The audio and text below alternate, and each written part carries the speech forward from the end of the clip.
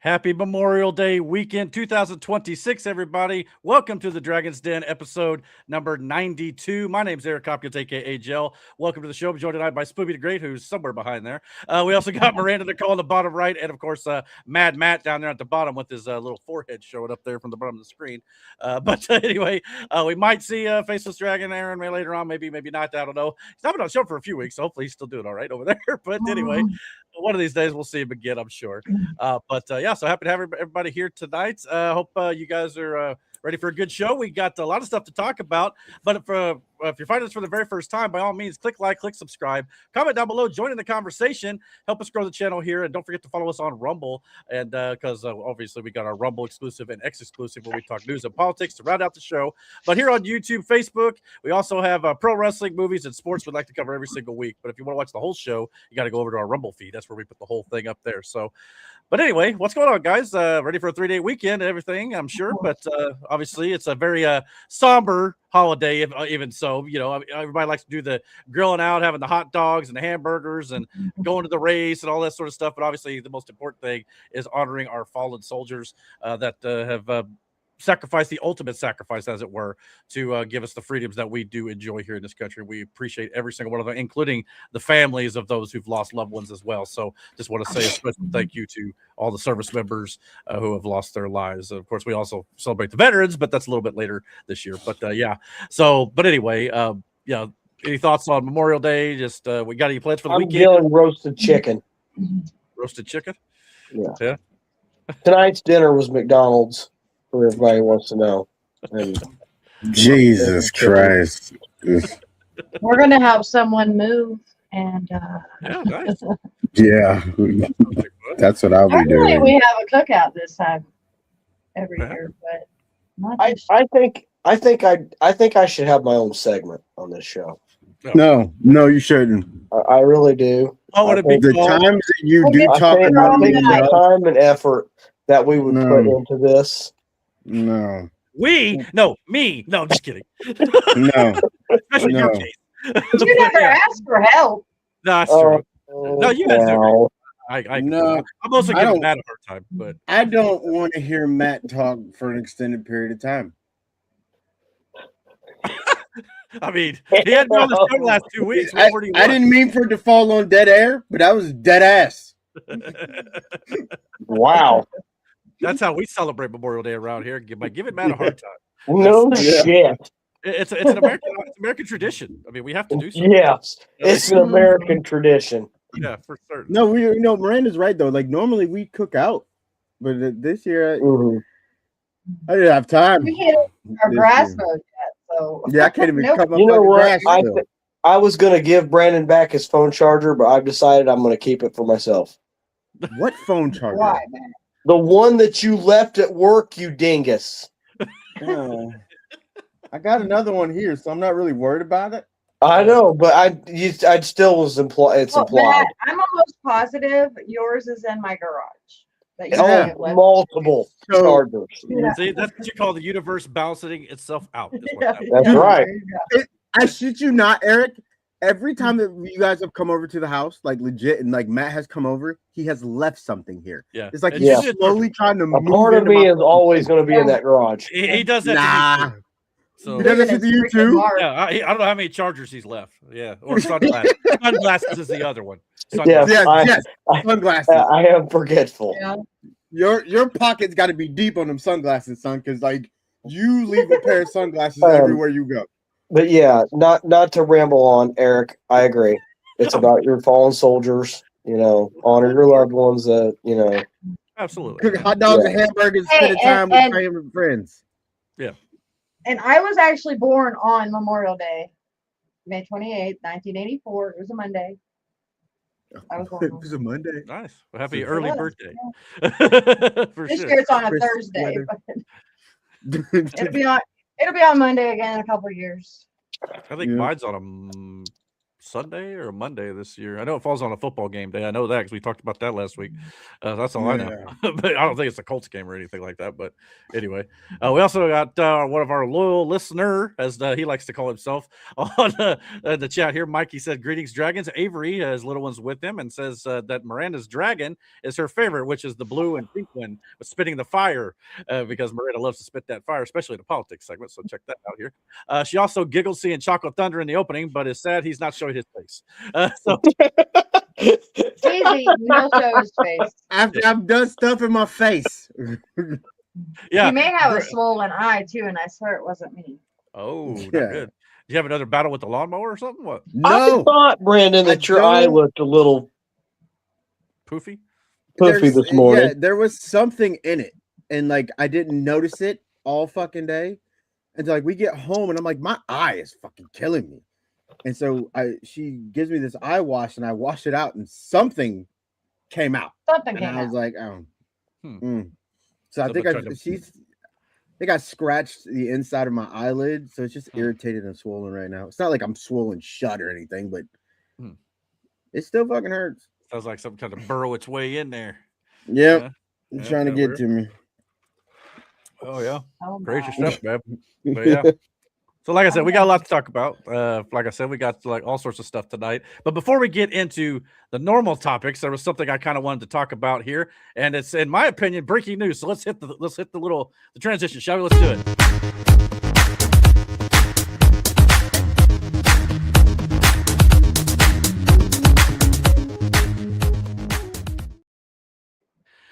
Even though I probably screwed up the audio part of that there at the very beginning. If it had a double audio, that was my fault.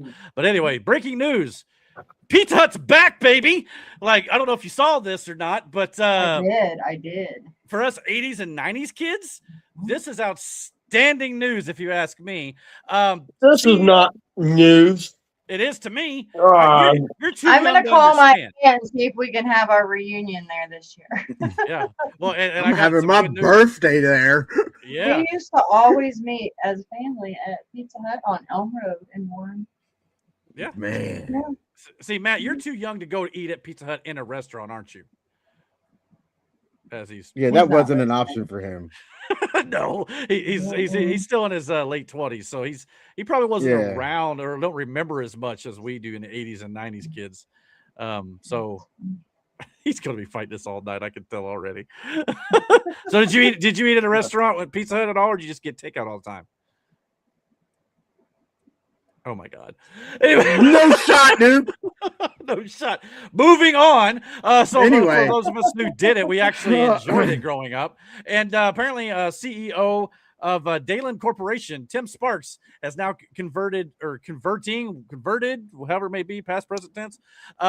So 80 Pizza Huts throughout the country, and here he is talking about that. Let's take a look. It's amazing the comments we have about they have the red cups. Yeah, yes, we do. Tim Sparks got his start working at a Pizza Hut that looked like this. He's now president of Dayland Corporation, which owns this franchise and more than 80 others around the country. They've Look at redecorated this. many restaurants to rewind the clock. It looks exactly like the one that I remember from when I was a kid. Yeah, that's what we were after. Some Pizza Nailed Hut it. classics are now top performing locations. Customers show up for a piece of their childhood It just brings back memories.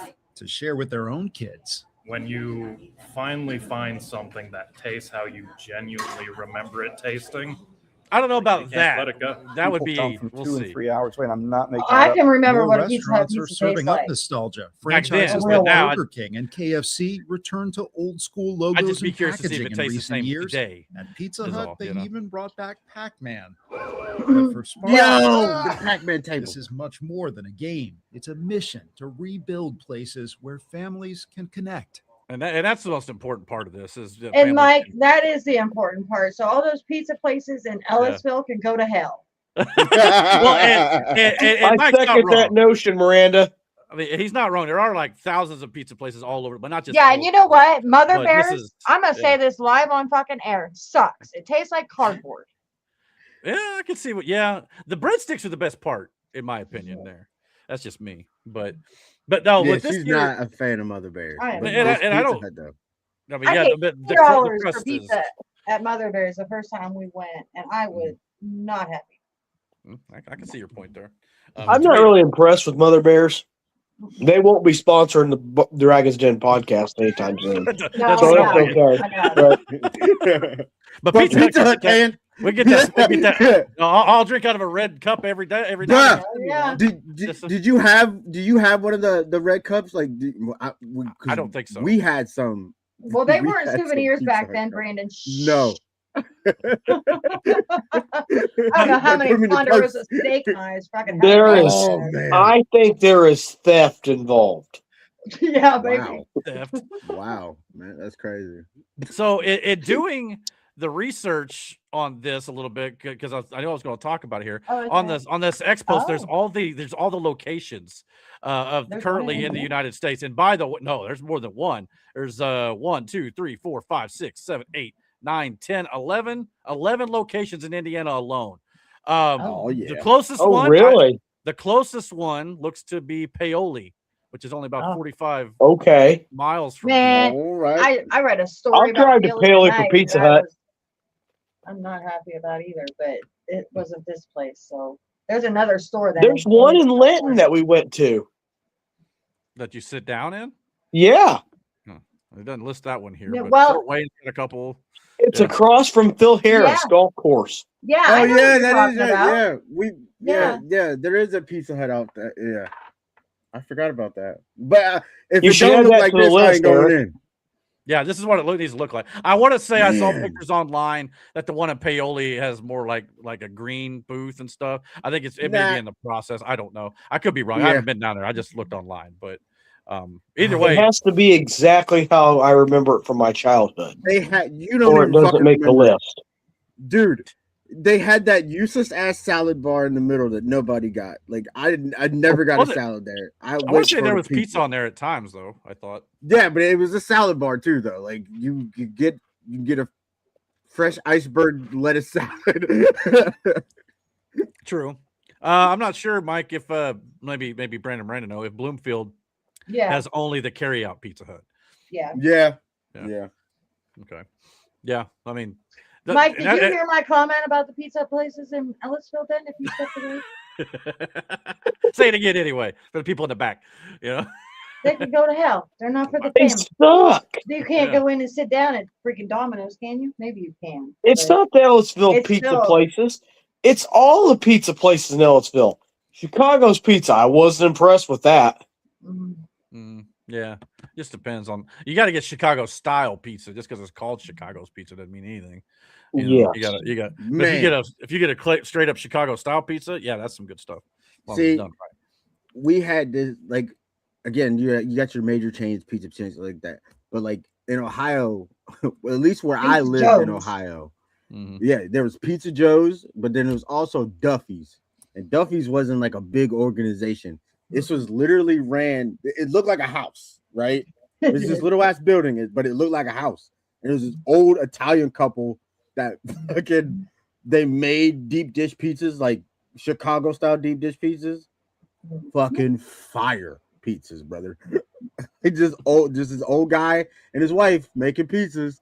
And I went there all the fucking time. Like one, because it was close to my crib and I had to go that far. But it Sometimes was it's a better good pizza, though. too. Yeah. What is yeah. going on with my hair? Looks Got like me, it man. needed trimming. It looks Yeah, you like may a need it looks like a toupee. You should probably Hey, go bald, man. It's a new trend. I'm just saying. I Nah, need don't to do be- that. MJF's I need gonna like go one of bald those Sunday. bro picks, So, you know, you know. but you know what I'm You talking said about. bro pics is crazy. I You opted ain't- for But a anyway, hat. so when we find out which Pizza Hut it is, are we going? We can. Yeah, I'm down for a road trip at some point. Yeah, whether Yeah, that go be Paoli. Paoli, whether it be Fort Wayne, or where any of those locations. There's If it's like Fort Wayne, you're Wayne. driving. Excuse me. It's Oh, Fort yeah, Wayne. that's- I'm that- taking There's a probably one closer than that. But I'll take an aircraft to Fort Wayne. Aircraft? Gas is $9 a gallon. it is Shut not. up. It's down below 4 now. Here, calm down. It could be a lot worse. Let's see here. Mike said, "I remember Joe's Pizza in Bloomfield was always good. It's what is now Mill Street Pizza. Was ran by Big Joe Carl, who also wrestled and occasionally did matches in the parking lot. Really, It's been Yeah, I sold heard about again. that. Yeah, he did. worst fake matches ever. But he said, but I mean, what do you hey, expect? but you got I some mean, pizza out of it. Yeah. Yeah, especially. Yeah, got you in there to buy his food. So Mill Street that's the price wasn't it's bad, I will say that, but like I don't know. I'm here for the nostalgia. I would Yeah, because like and that's the thing. Yeah, go ahead. Sorry. I'm just saying because like we went into one Pizza Hut who you're taking Jaden for his birthday just like a year ago or 2 years ago or something like that. And we went to the one over by your crib. Well, on the other side, you know what I'm talking about, that Pizza Hut that's over there. And we went inside and like it just felt empty. And it wasn't the same. It didn't have the I'm not sure it's just sit down anymore anyway. It may just Brandon, when we went in there, they were still that's carry right. out only. Yeah, it was still carry out only. I think it used to be a sit down and it just looks barren now, unfortunately. Yeah. I hope that one gets remodeled. Well, and that's the thing I was going to ask about this. Like you mentioned the word nostalgia. Is it something that you think could be more of a long-term thing, or do you think people just be like, go a couple times, be like, all right, this is cool. This is what I remember as a kid, and then never go back? No, because pizza's just still one of those things that like people still do. Like, you know, these pizza places still, and especially if they, you know, look, they're still going to modernize it in a sense. They'll probably put some TVs up in there. So there'll probably be games in there on Sundays and shit. There'll probably be people in there, especially to go there for after church on Sundays. Dad can watch the game, kids get some pizza, just hang out. Yeah. I mean, yeah. I mean, I'd be down for sure. I mean, even if if it's just me and some buddies, out there, I'm all good with that. We'll get some I would love to go just for the stuff. Meat lovers. We always stop at the Pizza Hut whenever we golf at Phil Harris. That has always been a tradition by me and my dad. Nice. There you go. That's not a bad. Maybe you could your dad would go in there, for nostalgic reasons. I know he's been in a Pizza Hut that's like that. Yeah, I don't think Matt remembers even. No, I wouldn't think. I've been in a Pizza Hut like that before. What? You must have been real little. I was young. You love young. Yeah, I think talking like I've always enjoyed the Supreme Pizza from Pizza Hut. There used to be a Pizza Hut on the south side of Bloomington. That used to be like that. Really? I think I know what you're talking about, though. Yeah, it's now a Mexican restaurant. Interesting. Yeah, it's like the old Gold Corral on this side of town turned into a Mexican restaurant. It's like if the building goes under, it's like Mexican restaurant's coming in next. We went there. We went there. You know what, Eric? I found that as a suspicious coincidence as well. I'm glad that you pointed that out. I mean, nothing against that. I love Mexican food, but we should spend time to talk about that reasoning. It was a Chinese buffet before it went to the Mexican. It was. Restaurant. It was the Chinese buffet. It's got to go downhill before it becomes a Mexican restaurant. I want to say me and Brandon. I don't know who else. Maybe. It was me. You. We ate. Hi. And no. I'm talking when it was Chinese before. We might have went there once, and it was I think we did to go there. Nobody else there. Yeah, it was empty as shit. Yeah. The Mexican. Because we were going to the movies. It was me, you, and it was Nathaniel, not Nate. Yeah, Ty. Yeah. I remember that. It was. Yeah, you're right. It was barren as shit in there. Yeah, I mean, I thought the Golden Corral was good, but for whatever, the one down south at Bedford's always been the best one though when it comes to. We went there for Nana's birthday. Still got the chocolate fountain. Fire. I didn't see it. They had steaks going. That's all I cared about. I got you. Get it well done. That's the way I like it. No. That's wild. My kids need to get a steak well done. Okay. Do you put butter on your baked potato, Eric? Oh my Lord. I sometimes do. Yeah. What? Yeah. What's wrong with that? Lord. You know what Jaden puts on his baked potato? What? You know what Jaden puts on his baked potato? Fucking salt and pepper. I was gonna say ketchup. Nah, just salt and pepper. Dry ass potatoes. And I was like, all right, Eric. I see. No, I was like, no, I put at least butter on mine. I don't usually do sour cream, but I could do cheese, bacon, or whatever. I guess you could. No, I figured you just ate it dry like you like your steak. No. Believe it or not, I like potatoes to have at least a little flavor. But not your steak. Your steak can taste like chew leather.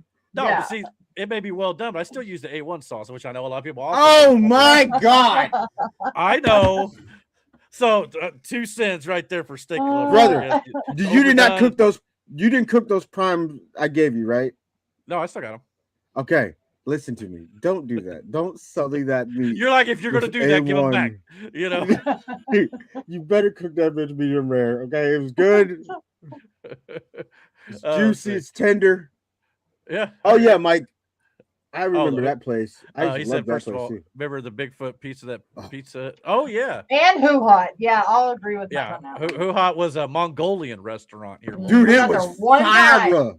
The kids loved it. We all loved Mhm. it, and then they freaking closed. Yeah, we went. Yep. We went a few. It took me a while to get the combination I liked. Mhm. But once you found what you liked, it was actually pretty good. For whatever, I guess it just didn't go over well with a lot of people. But It's I mean, which it's is a weird. different thing. But No, it it was good. was COVID. Yeah, Everything it shut got down because of COVID. Yeah.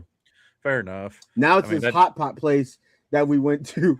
Funny experience there, but the food for what you pay for it, not really worth it. Like you got a better shot. The one downtown was a better time than this place was. I miss Who Hot though. Jackson used to call it the noodle place because like that's because he would go there and he would get stir fried noodles like every time. Like that's what he wanted, and like he'd make his own sauce and all that stuff. But like he used to call it the noodle place. And then they shut down, and he was super sad about that shit. I wonder what even went in there. I didn't even been across town to see. It's a hot pot place now, Mister. I remember when it Hot was Pot. Chi-Chi's. Okay, that's how long. I know. Dude, Chi-Chi's fried ice cream. That shit Yeah. used to blow my mind. I was like, wait, you fried this ice cream? Yeah. Damn, Chi-Chi's was this man.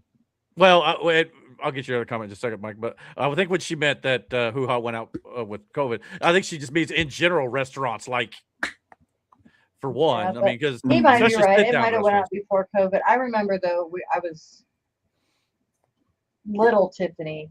It was their favorite place too, and like, Mhm. yeah, Yeah, that's it was yeah. Wasn't bad. that the There first was time one we in went- we St. went there? Louis. I don't know if it's still open or not. Mm. Now I got to do Google search to see if there's any Hoo Ha's around here. Mike Dude, also Hoo said, Ha was fire. he said his little one Avery smiled real big seeing Choco Thunder show his handsome Hershey kiss. So, you're gonna make him blush. Just saying. And that's not the red lighting. behind it. That's- Dude. Yeah. Speaking of which, there's not many times that people can stump me and I ain't got nothing to say. Uh-oh. Drew did that shit last night though. Our coworker. He caught me off guard, and like I couldn't respond in enough time, so he took it as a victory. And then like I tried to tell him it wasn't a victory, and then he tried to embarrass me in front of everybody because he was saying he got a win over me. It was this whole exchange, but he legit said something and made me stop in my tracks, and I couldn't come up with a response fast enough. And he was like, "Yeah, I got this one." And I was like, "Get out of here!" But he got me last night. But it's not many times, but he stumped me good last night. I said something. Well, and in case you're wondering, the closest Hoo Hot is 100 miles north of here in Lafayette. So if you want to road trip it, we could do so, but it's a good. Why is everything in Lafayette? Hold on. I wouldn't go to West Lafayette if they paid me to. You know the one place I do miss, Eric, and I've only been there 2 times, and they were both with you and Nate, Moe's. Oh And yeah, you guys, they closed. and And you they guys closed that too. introduced, yeah. Moe's You guys Southwest introduced Grill. me to Moe's, Oh, and brother, that burrito I got I said, this is no shot. I really missed that. Now, see, you know what? There's not many places. I completely forgot about that place. Now that you Mhm. said it, I'm actually starting to get angry that it closed. It's like legitimately, like I'd go Yeah, there all the time, dude. I got Miranda the big ass taco bowl, and I was like, "Is this supposed to be that fucking big?" Mhm. That's what I was. Yeah, he getting. was like, "Yeah, this is Or the normal nachos. size." It's like nachos, but they piled it like this Yeah. high. It was crazy. Well, that burrito I got, I didn't ask for anything extra. No, brother, they loaded this burrito up, and I'm like, who's this for? Like, now you know I gotta look for the closest one, but that's even farther. Moe's South. Moe's was so good. Zionsville, Indiana, Lebanon, Noblesville. Actually, those ain't too far Noblesville away. is too far away. No, that's only just north of Indy. Are you trying to go to Noblesville? I mean, for that, I might. I've always been saying I want to go to an IMAX theater. Uh-huh. To go. Is there one in Noblesville? No, but there's the south side of Indy. Then I go to the north side to get something to eat. Yeah. Just saying, making a day of it. I wish we had an IMAX closer than Greenwood. Well, I think the closest. I don't know if there's an IMAX in Greenwood, but I know it's like There south used side to of be. Indy. South side of Indy, there's one. There's an AMC. Yeah, there used to be one in Greenwood. Oh, okay, I'll take your word for it. I just ain't been to it. So. I don't know if it's still open or not. It was a long time ago, Eric. Gotcha. Yeah, not sure. Well, now we just got to go hang out and go all sorts of places for it now. What's this? Fuck yeah. Is this for later? It's about the hell? sports. Okay. Want to put it with sports, or you want to do it now? Yeah, let's go ahead. Yeah, good. Go ahead. We can do sports right now. Get that out of the way. It ain't that much. All the sports you want to do? Yeah, do sports right now. And then I, we'll do wrestling. I guess you get the. Yeah. Well, okay. Well, hold on. Let's just share what Miranda has first. Let's start there. Okay. What was this? What the fuck? I don't know what this. What the hell is that? It's not a very great picture. What is that? The enhanced games are set to debut this weekend in Las Vegas, with athletes allowed to use steroids, testosterone, HGH, and other banned substances. Brother, that is Vegas. If you've ever needed more, I don't know what's conviction that you can bet on anything, especially in Vegas, because I promise you, they're betting on these fucking guys. They're gonna be. Does it say that what they're doing as far as like competing in? I don't not on this post. I don't think, but I don't know why this guy's like stretched. Why? But anyway, yeah, that's he is. You could tell he's injecting himself. Did you see his ribs? Yeah. No. For sure. What so okay, so people in these comments are having some fun with the physique, clearly. Yeah. He's juicing for sure. Or like Jimmy in South Park. Nice pig. Why is his arm shaped like that? Did you see his arms? It was the like big guy. Yeah, it's like he was working out halfway through and just stopped and was like, "No, I got it." His forearms look tiny as shit, but his biceps are big as fuck. Well, that's the thing. The picture I had pulled up here, it doesn't go real big, but yeah, I mean, it's kind of it's awkward for sure. Well, then you can tell it's steroids. That's that Scott Steiner arm. It's gonna blow up. He's gonna flex one time and he's that kind of guy. Got an itch on his back. He can't reach it. Can't even get to it. I don't understand getting that big. I understand getting in the shape, looking nice. You want to be toned, whatever. But why get that big where you can't fully put your arms to your side? You know what I'm saying? Like, who's that for? Unless you're in the strongman competition. Well, not even strongman. What's the modeling one? Mr. Olympia? Yeah. Schwarzenegger did? Yeah.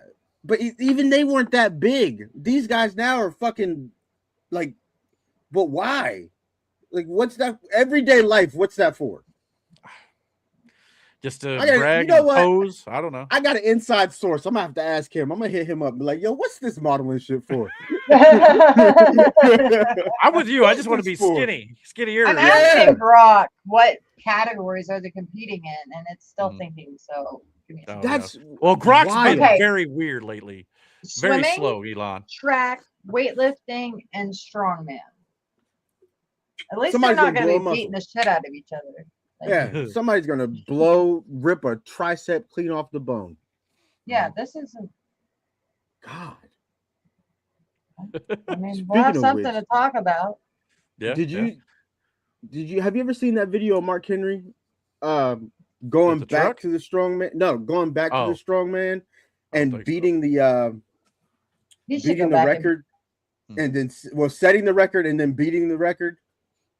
I don't think because a bunch of guys said he couldn't. Like, so he went to Vince and was like, they talking shit about me. And he goes, I got to go back. Can't have that. And Vince told him, he goes, you better win, Mark, because there's no room in the WWF for the world's second strongest man. Dude, Mark Henry goes out there. His brother's in the crowd, and you can hear his brother just hyping him up. And Mike, he locks eyes with the guy who was talking shit and just power lifts this thing, staring a hole in this man, drops it, picks it back up, drops it, picks it back. Like, he set the record and then beat the record in the same thing. Whole time his eyes never left the dude. And then he went back into it's crazy video, dude.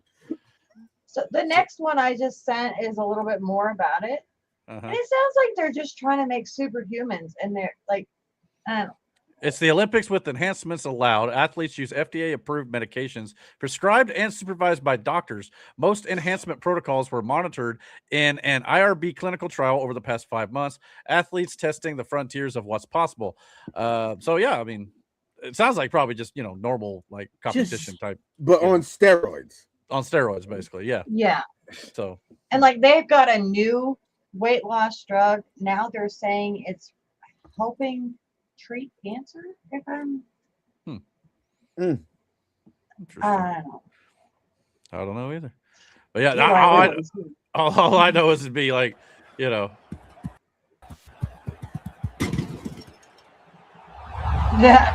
What the fuck? What in the AI is that? What is happening? What is happening? And why does that look like TJ Watt? It does kind of look like TJ. Put that man in the Steelers jersey. It's literally AJ, right? Body, but TJ's face, because AJ is massive. I mean, my man's got veins on veins. You know what I mean? Or not AJ, JJ. His veins got veins. Jesus.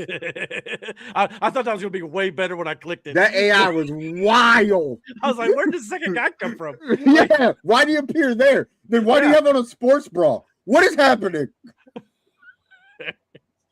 There's a lot going on in that, Eric. For sure. A lot going on in that. I don't even know where to go with that.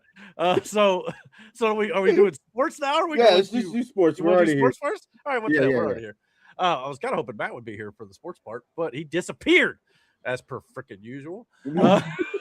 So I swear, get that one wrangled around is like, wrangling cattle. Wild cattle. But anyhow, so okay, I guess we'll just start sports. If he comes back, we'll just do it that way. How about that? So if that's the case, here you go. Let's get into the sports section.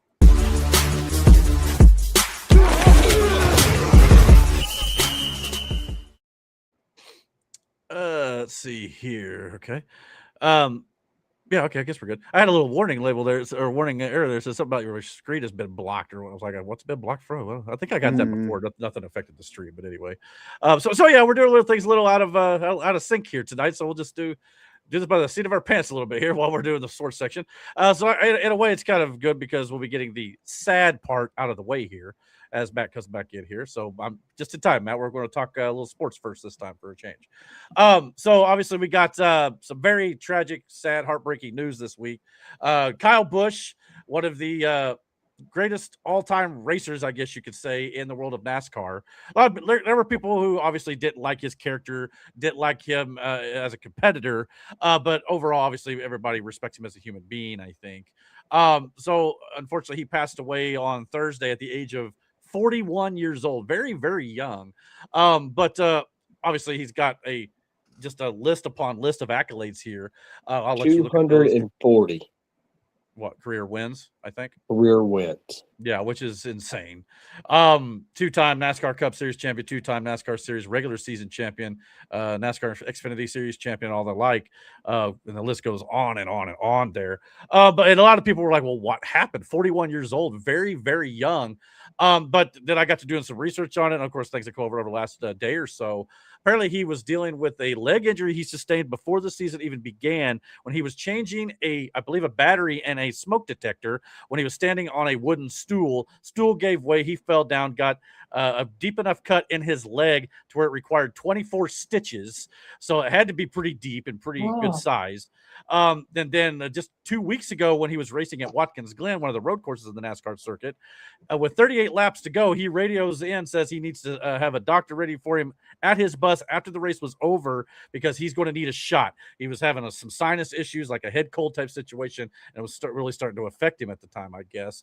But now looking back on it, it kind of makes you wonder if some of this stuff could potentially be related to his possible passing. We don't know the full details right now, but there were some information. I think the 911 call came out today, as a matter of fact, and whoever called it in described him as he was laying on the bathroom floor. He was awake at the time, had a hard time breathing, was overheated, and he was coughing up blood. So a lot of people were also speculating perhaps he got pneumonia. This sinus head cold could have gotten a lot worse. Perhaps he got sepsis, where the infection got into his bloodstream. And anybody who knows anything anything about that knows if that gets if it's not treated pretty quickly, it can kill you pretty quickly. So we don't know if it was like a pulmonary embolism or it could have been a litany of things. But to be quite honest, the family's keeping it close to the vest. And to be quite fair, we don't have a right to know if they don't want to share it. I mean, this is a private matter between them. So everybody's going to think and speculate and wonder if anything was like racing related or, anything like that. Obviously, there's going to be other people like speculating about like COVID shots and stuff like that. But again, at the end of the day, it's to the family, really, in my personal opinion. But it's just a shocking thing, especially because he wasn't having the greatest of seasons overall, but he did just win a race last weekend, ironically enough, in the truck series in the NASCAR. So, and even after the race, one of the reporters was questioning him about, what makes this victory so special, and after all these wins you've had, what makes him so great every single time? He goes, and he literally said, quote, "You don't know when your last one's going to be." Which is now knowing, 4 days later what ended up happening, it just makes it all the more tragic. So I know Brandon and Miranda, I don't think are big NASCAR people necessarily. I know Matt's a racing fan, but again, disappeared randomly. But did you have any thoughts on Kyle Busch, his family? Obviously, he leaves behind beautiful wife and 2 children, the son of which just turned 11, literally last week. And I believe NASCAR even announced today they are retiring the number 8 car that he was currently driving, at least until his son becomes old enough, and if he chooses to pursue a career in NASCAR, he can take on his father's number. So I think that was pretty classy of NASCAR. So thoughts in general, what do you guys? Obviously, it's a sad situation all the way around. Sad. Yeah, it's sad. That sucks. I mean, kids that young too, that blows. I know his name, but I'm just now getting into the whole racist stuff. I mean, my first time was going to the Indies recently. You know what I mean? So I've never really watched. He was mainly a NASCAR racer, right? Yeah, mostly. Yeah. I mean, I think he did some sprints and other things too. But yeah, he did the whole gamut. Yeah. Yeah. But when the race is on, you would hear his car number, his name being talked about, stuff like that. So I knew who he was, but I never, like I said, I wasn't big into racing like that. But I mean, that's null and void to the situation. The situation is ass, Sure. Again, especially kids, being that young and losing your dad is rough. Yeah, I mean, at 41 years old too, that's far too young. I mean, especially, they were showing him, picking his daughter up and lifted her up in victory celebration last weekend and stuff. And all I could keep thinking was he should be there to walk her down the aisle one of these days and stuff like that. And it's just a set. I got the same sort of feelings that I did with Charlie Kirk, seeing the kids and all this sort of stuff. So it's just, you never want to see this. But at the same time, a part of me thought to myself, at least he got to have that one last victory in victory lane there where he wins the race one more time, to get to have that with his kids one last time before what happened. I thought that was kind of at least nice to think about. And Mike mentioned it as well. He said, don't forget, he's also a former WWE 24/7 champion. I don't know if you remember that. He had a stint there when the belt was kind of going back and forth. Yeah. I can't remember I saw the video this week, but I can't remember who it was he pinned at ringside. But yeah, he got a chance. Might have been when the celebrity host thing was going on, if I'm not mistaken. I think he was there for the time. So that was pretty cool too. And Mike also said, they say no parent should have to bury a child. I also say no small young child should have to bury a parent. Just said, I can agree with that as well. I mean, I was 20 years old when I lost my mother, but that is completely different than being 4 or 11 years old. That's completely different. So, like I said, many people speculate about what actually happened. We may never know. That's up to the family, but I'm sure eventually, maybe when the time's right, maybe they'll reveal what happened and stuff like that. But for now, give the family their privacy and let them be at peace with everything they have to deal with, for sure. Definitely a sad situation. And ironically, on all weeks, by the way, obviously with Memorial Day weekend being this weekend, that also means it's one of the biggest weekends in racing of the year, as the Indianapolis 500 is also going on this weekend as well. And they obviously gave out their in memoriam of Kyle Busch here as well and I thought it was a nice little gesture too. But that also means, like I said, the race is taking place this week, so I thought I'd do a little preview of the Indy 500. We got Alex Palou in the pole position, place number 1, Alexander Rossi, and a guy I think is new to me at least, David Malukas is going to be running in third to start the race. So there are your front runners there at the very beginning there for sure. Also driving, or the honorary pace car, I think you'll probably be riding along. I'm not sure if you actually be driving, but is of course Indiana Hoosiers coach Kurt Signetti will be in the pace car for this race here at the 110th running of the Indy 500. The Grand Marshal for the event is Indiana Fever's own Caitlin Clark as well. She'll be in attendance as the Grand Marshal, and even the one waving the green flag, as it were, will be the Mummy actor Brendan Fraser himself will be there, taking a little time from getting into shape for the Mummy 4, as he put out on social media a couple days or weeks or so ago, talking about how he's going to get in shape for the movie. So wish him luck, because he's a little older now, as we all get. So, but this picture, he looks pretty good there. I'm not going to lie to you. So, but hopefully get back in shape for the movie stuff too. But it'll be good to see him wave the green flag as well. Also, something that I know Matt wanted to talk about last week, but he wasn't on the show, and conveniently he's not on camera and going to talk about it this week right now. Maybe he'll show up. But Catherine Legge, I think that's how you pronounce her name. She is going to become only the 6th driver to attempt the double, which is trying to race the Indy 500 and then flying all the way to Charlotte, North Carolina to compete in the Coca-Cola 600, which is the NASCAR race that Kyle Busch was scheduled to be a part of this weekend as well. They'll be holding a memorial down there for him too. I'm sure the Indy 500 will as well. And not only that, will she be the first or the 6th person to attempt it, she will also be the first woman to attempt that feat, which is, again, the Indianapolis 500 is a 500-mile race. The Coca-Cola 600 is a 600-mile race. So she's attempted to drive 1,100 miles in one day in a race car. Can you imagine the toll that takes on your body? You do that just in a day, not trying to race it like top speed, and it'll wear you out. Not to mention the helicopter flight or the plane flight she's going to have to take to get down there. So yeah, and every other time that this double has been attempted, obviously nobody seems to win either one when that happens. I think the top finish is at the Indy 500 is 6th place. Robbie Gordon and Tony Stewart in 2000, 2001, but nobody did. Well, I guess Tony Stewart 99 did pretty well at Charlotte, finishing 4th. So he might have the best of all of them there, 9th and 4th. But yeah, that's a tough feat to do. So I give her credit for giving it a shot. I know Matt wanted to talk about Catherine Legge last week. Do you have any other thoughts on her and the Indy 500 and Kyle Busch? Yes, I do. Before I talk about Catherine Legge, I want to just touch on something. I'm sorry I was busy. You're fine. My wife just got back home for an emergency with work. Kyle Busch was one of those people that it kind of reminds you of Dale Earnhardt Sr. in the aspect of he was a very aggressive racer. My heart goes out to Samantha and Braxton and his other boy. I don't know his name, but Girl. Braxton's the one who's most popular right now. Well, yeah, but he's got a little girl, not boy. I think it's a girl. I don't know. I don't know his family that well, so I'm not going to comment on who his family is. Well, here's all that I do say is my heart goes out to them. Yeah. Kyle on the track, he was one of the most hated people, but off the track, he was one of those people that you just gravitate around, and he gravitated around everybody, and not just in NASCAR.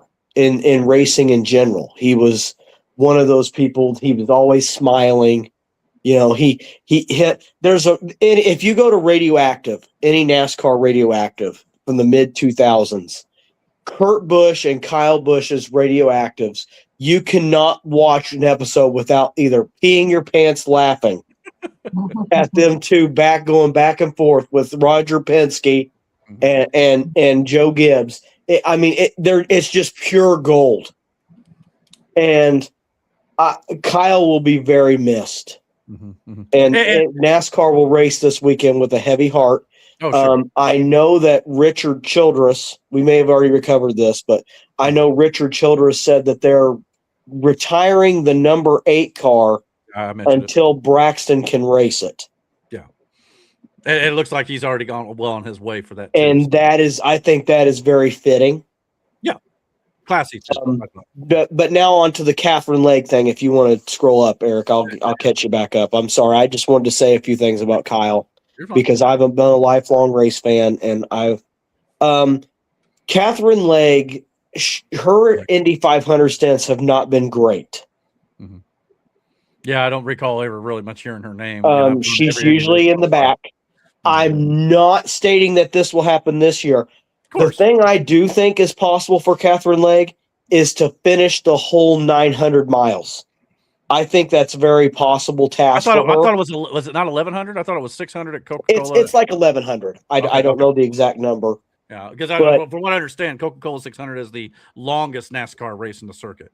Yes. So yeah. But what I'm getting at is Catherine Legg will compete in both of these races. I would not look for her to win the Indianapolis 500. Well, we covered the polls. She's done really good just to finish that. And are these the odds right here? Well, these are the finishes for everyone who's attempted the double. Can you zoom in a little bit, Eric? I can't see the names. Not really. Okay, let me see. This ain't Monday Night Football. Okay, so Kurt Busch's name is on there. Sure. Tony Stewart, Robbie Gordon, Kyle Larson. Davy Jones did it. Well, technically, he attempted it, but he did not qualify. So he never actually raced at the Coca-Cola Charlotte race. So it's the one that I want everyone to pay attention to here is look at Tony Stewart's numbers. Yeah, those are the highest. I mentioned that a second ago. Tony Stewart is a freak of nature when it comes to driving multiple vehicles. Oh, I did. Yeah, 6th and 3rd too. Yeah. Kyle Larson has that in him, but he had a shit showing last year. But as far as Catherine Legg goes, she's an RMX sports car racer. Well, I mean, so that means that she can race for long distances of time. Well, and that's usually the key too. Like, it's getting through every mile, like you said. Like sometimes that don't always happen. So you're lucky just to get through the race, let alone win it or anything. Would be a special thing if she could win one. No doubt about it. But yeah, she can race for long distances of time. For sure. So and I definitely think finishing the both races is possible for her. Now, I don't think that the 500, as far as being in the top 4 or 5 in the 500, is going to be plausible for that team, especially where they qualified. And she's on a one-off with Ray Hall Letterman Racing, which Ray Hall Letterman Racing has really struggled in the race for the last couple of years. So I'm not saying it's not possible. I mean, Graham actually had a halfway decent qualifying run this year. So it gave me a little bit of hope for that team who has really struggled in the last couple of years to find speed at that track. And I have a question. And this may be a dumb question. So like when you say teams, so in the Indy, is it like this again? This is gonna sound fucking dumb. No, like in the Indy and in NASCAR, right? When they have teams, like you could have another driver that's on the same team as you, but would you be in like different cars, or is it the same? You could have. There's some teams, Brandon, that have 4 different races at the same time. Now, a lot of times, if like say, there's been times where if one driver needs points to get into like the playoffs or whatever, if like another driver's riding up behind him, can kind of give him an extra push, like a draft, or they'll take somebody out for them, block somebody for them. So there's strategy behind it, but you're also competing yourself for the team itself. So I mean, it becomes interesting sometimes depending on. Okay, so even though you both race for the same team, like, but you're still competing inside the team for. Well, yeah, I mean, I don't. You're competing for an overall championship for yourself and the team too, but it's not like you're going, well, I got to beat my teammate. If you can help, you can help. Kind of. That's always the way I kind of at least looked at it. Yeah. But now, has there ever been a team to finish like first and second together? Yes. I'm sure. Yeah. Yes. Roger Penske's team did it, and so did Chip Ganassi. They've both accomplished that feat. Yeah. Now, is it the same way too for the 500? as well? Yes. I think so. Because I remember seeing a lot of cars that look similar, but I couldn't be like, oh, they were the same car. The And it may only just been, thing like, a different, little change of like some of the paint or whatever. the only thing different to answer your question, Brandon, the only thing different about the 500 is the 500 is double points. Well, yeah. For IndyCar, for the IndyCar series. So there's more at stake for them. So I get it. Like, so inside the team, it's more like a competitive nature thing. But overall, you're winning for the team. But they also share notes. But yeah, they'll share notes with each other. They'll say this strategy works better. Dale Coyne does it the best. Dale Coyne will have two different drivers, and they'll have two different strategies across the race. Has there ever been any? There is no Iron team, but I'm going to take you out so I can win. Yes, there has, Miranda. Really? Yes, there has. Like I said, Max Verstappen in Red Bull Racing actually last year got taken out by his teammate in the championship race, and it caused a big fight. I'd imagine so. Yeah. You don't get taken out by your teammate. That's kind of a no-no. I'd be mad pissed at that. I was just curious because, like, I knew there was always, like, you know, especially in NASCAR, but like in my mind for a brief second, it was like when they go to pit, they just swap drivers. But I'm like, no, that's not what they do. There's just it's multiple. That is in 24-hour Le Mans. Yeah, they do that stuff like in Europe and stuff, like where they like literally race the like whole driver races the whole amount of laps in the 500 and in NASCAR. It's like a relay race, basically. You switch drivers to continue the race, but it just keeps going and going and going. Jeez. Yeah. Yeah, Nathaniel was actually when we went to the movie last week, there was one of those going on. Nathaniel said he was going to go home and watch the ending of it because he saw the beginning of it in the morning, basically. So, Brandon, remember when we was at the 500 last year? Mm-hmm. And I told you that Hunter Ray, that was his one chance to not F up that pit stop. Man, dude. That is what I meant by it. That was his one chance to not F up that pit stop, and it happened. Watching that car bounce off that pit stop where we were sitting at, like, that shit was insane. Oh, yeah. And, like, yo, the rules when you got to go into the pit stop, and that dude don't fuck around. You got one time to mess this up, and your ass is sitting. Oh, yeah. Yeah. In NASCAR, it's worse, Brandon. Yeah, it is crazy. In NASCAR, they spin each other out in the pits. They run over tire wrenches. They run over people. Yeah, see, racing gets like this stigma. Like I know Mike's not a big fan of. He's like, we'll be finally see at Indy 500 someone use a left turn signal. Look, I understand a lot of people look at racing like, oh, it's just cars going left all day. But here's the thing: when you really start to dive into it and watch it in depth and listen to the commentators, what they're saying, there's a lot of strategy involved, a hell of a lot of luck involved too. And you got to be a good driver. You really do. Like, winning the Indy 500 is like winning the Super Bowl. You have to have everything go right for you, and you have to have a little bit of the script from the NFL committee to help you. Like, old buddy at the start of the fucking race. I'm sorry. As soon as they kick off turn one, he wrecks his fucking car, and then he's out for the rest of the race. Like, that is, I'd be pissed. Like, well, it's like I've talked. I remember one of my ex-girlfriends once said, like, we were watching football. I just don't understand why they always got to like stop in between everything and like huddle up and then like waste so much time before the next thing. I'm sitting there thinking because they're going over the strategy of what they're going to do next. It's kind of like the same way. Like if you don't know what's going on in football, you're just gonna be like, well, they're just throwing a ball around and running. What's so special about this?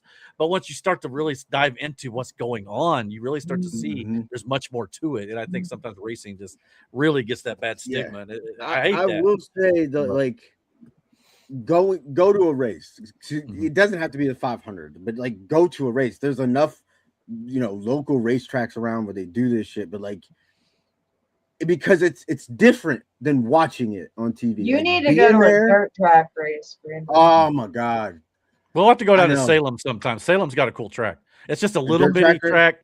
I don't know if they still got dirt in there or not, but they used to do like figure 8 racing. They also got like a concrete oval. It's pretty fun, and it's been a while since I've been down there too. And my buddy Horton says they've done some work down there too, so it's probably a lot nicer now. Well, hell yeah, we can make it a date. We'll have to do that too then. Yeah. As long as you don't try to kiss me at the end of it. But anyway, I don't know about that. You bet not. You bet not. So anyway, I'm like, hey, well, Eric, nightcap, son. Yeah, nightcap. I'll get your other comments in just a second, Mike. But he said, all seriousness, I tried to watch racing. I just couldn't get into it. I'd take it over torturing myself with any Lord of the Rings movie, but I just can't get into it. Oh, my God. Like he said, I know I couldn't do it. But Mike, what kind of things do you like? Because I think that list is probably shorter than he likes, obviously, some football, and he definitely loves wrestling, clearly. But even at that, he's always complaining about wrestling. We'll get into Brock Lesnar later. Lord. We'll talk about that shit. I gotta go make some coffee. I'll be but it's like Brandon's saying though, like somebody like Mike who doesn't, especially when you're at home watching it on TV sometimes. Like it's like me watching baseball at home. I understand there's more to it than just throwing a ball and hitting it with a bat, but you experience more of it, the smell, just up close and personal with like at a race, like you go to things in person. There is an element that makes it different. Hearing those cars in person, like because we had just got there right after the flyover was going through the second time, the second pass or whatever. Yeah, we got a little behind last year. Yeah, but we're in the stands, and then like when they go, everybody starts their car. The fucking vibration. You feel it in your chest, and then like as they're flying around the track, and you're waiting for them to come around your turn so you can see them, so fucking fast. Oh yeah, because we were right there. Yeah, and IndyCar's way faster than NASCAR too, bruh. They were IndyCar is 230 miles an hour. NASCAR's about 170, which is still fast. Don't get me wrong, but they're still. But they're hitting those corners at that speed. Like, oh yeah, it is insane. To see it in person is different from watching it on TV. Brandon, I just want to reiterate that they go 230 miles an hour down the front straightaway. When they're in the back stretch, they go 240. Fuck off. I mean, they slow up a little coming in the curves, but not too much because it's downhill. Yeah, but like, do you know how terrifying that is? Like. And you have to hold your composure. I said that's when we were there, because there were so many when they would come out of that turn and they'd hit the straight. You could see how close these cars get to each other. Oh yeah, weaving through, and it's like and that is quick too, terrifying. And like one wrong move. I thought the steering would be real stiff. No, it's loose as shit. Yeah, obviously, real but quick. The whole time they're barely. You know what I'm saying? Like, I guess you don't appreciate it until you see it. You know what I mean?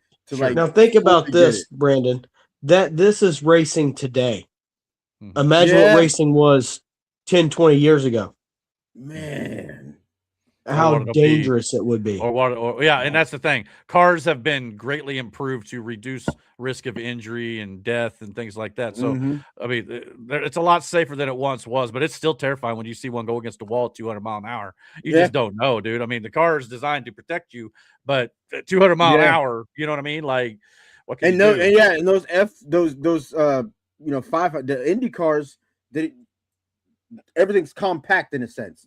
It's not as wide as, like NASCAR is like a lot of more car in between you. So like when you hit something, you're in it. And then like even the Le Mans cars, the ones that don't have a roof, the ones that don't have, so like you're there, you're just like open. And that is crazy. Well, Miranda's not here to hear it, but anyway, Mike said baseball I enjoy more being at the live game. I'm a White Sox fan, but you can't beat a Cubs game at Wrigley Field. Yeah, absolutely. I mean, I would think just going to a major league game in general would be fun, no matter who it is. Personally, I wish Indiana had its own team, but since Chicago's the closest, I get where you're going from there. I said when my best friend used to live in Chicago, I'd go spend a week in the summer with him and take in a Cubs game. Loved the atmosphere at Wrigley. Got to tour it in 2000 and go on the field. That'd be a dope thing to go do. Wrigley's awesome. But that's also another thing too. Like I never went to a professional football game till we got to go. That you know, and like getting to Lucas Oil, seeing Lucas Oil. I mean, like driving past it is one thing, but like, massive. you're there. You know what I mean? And then like and again, the parking lot, the whole tailgating thing was fucking awesome. Like that was phenomenal. The games, the watching people try to beat the 40 times of some of the guys on the team, hilarious. Gift shop, overpriced, but I loved it. It's because you're at the location. But yeah. But then you go inside. You know what I'm saying? Like you can watch football on TV and it's one thing, and the game can be exciting. But like when you take in like the whole atmosphere of it all, like everything together, being at the stadium, seeing the team, seeing the fans, like being part of that shit that you see on TV where people are cheering or they're upset or they're booing, like, you know what I'm saying? But you're a part of all that shit. It's a whole experience.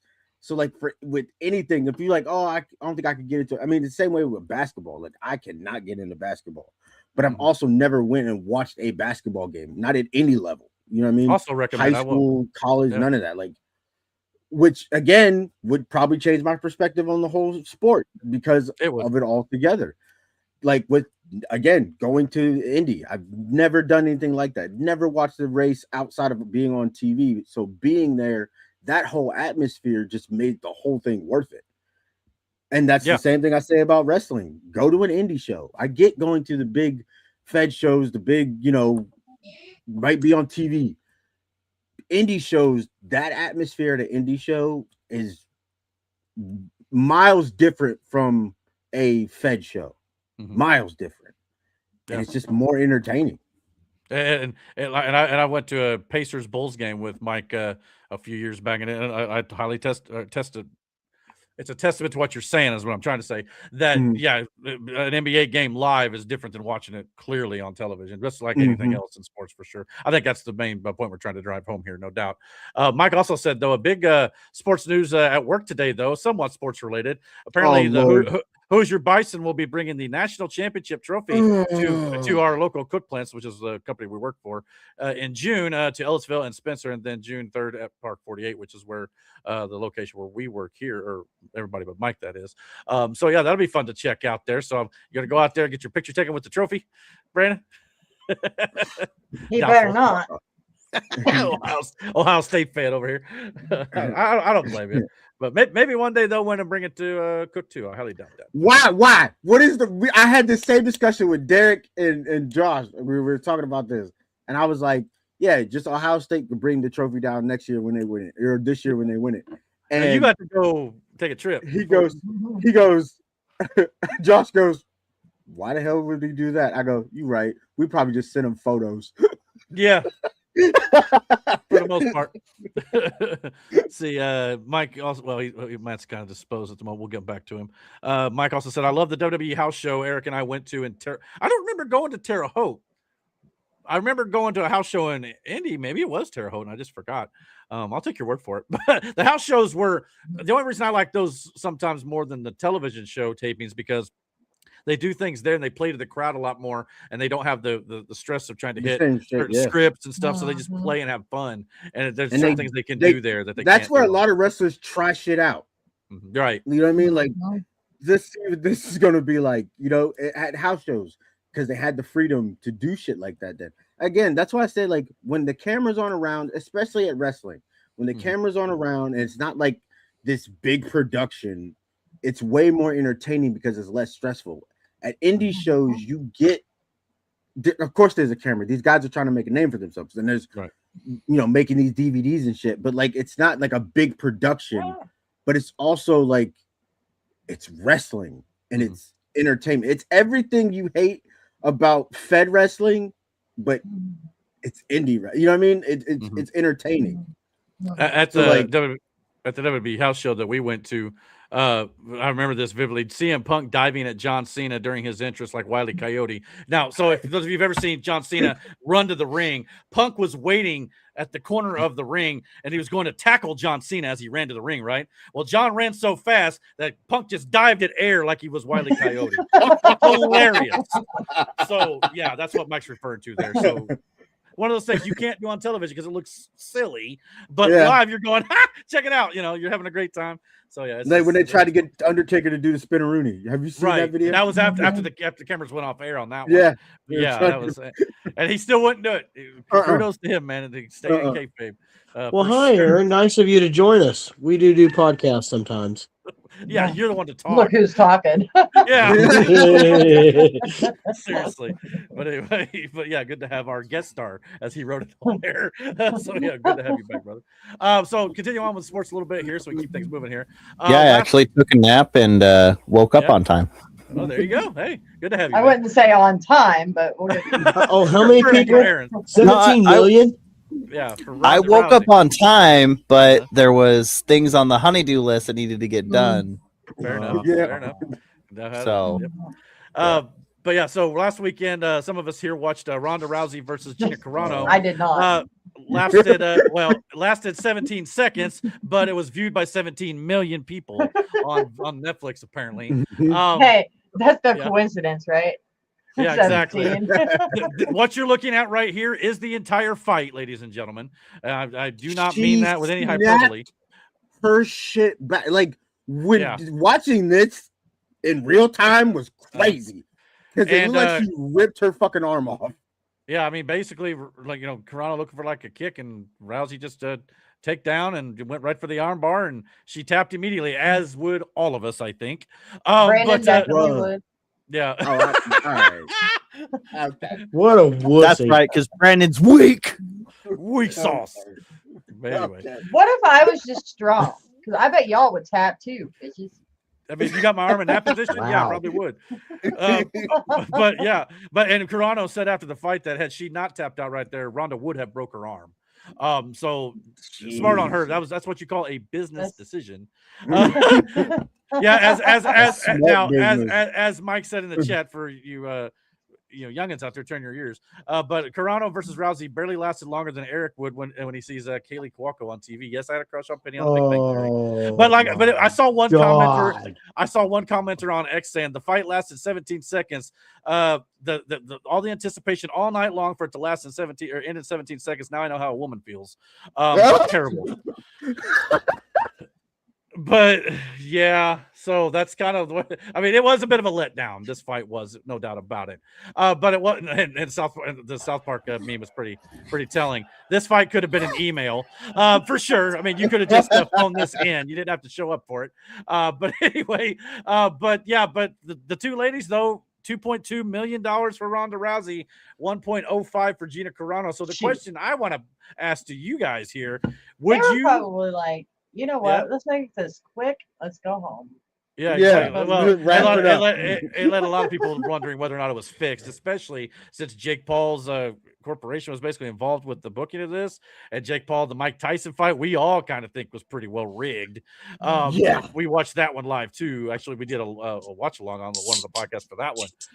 Yeah, but that fight was rigged, but yeah. You know what? I don't see how anything can be fair anymore. We're always gonna Yeah. think it's rigged.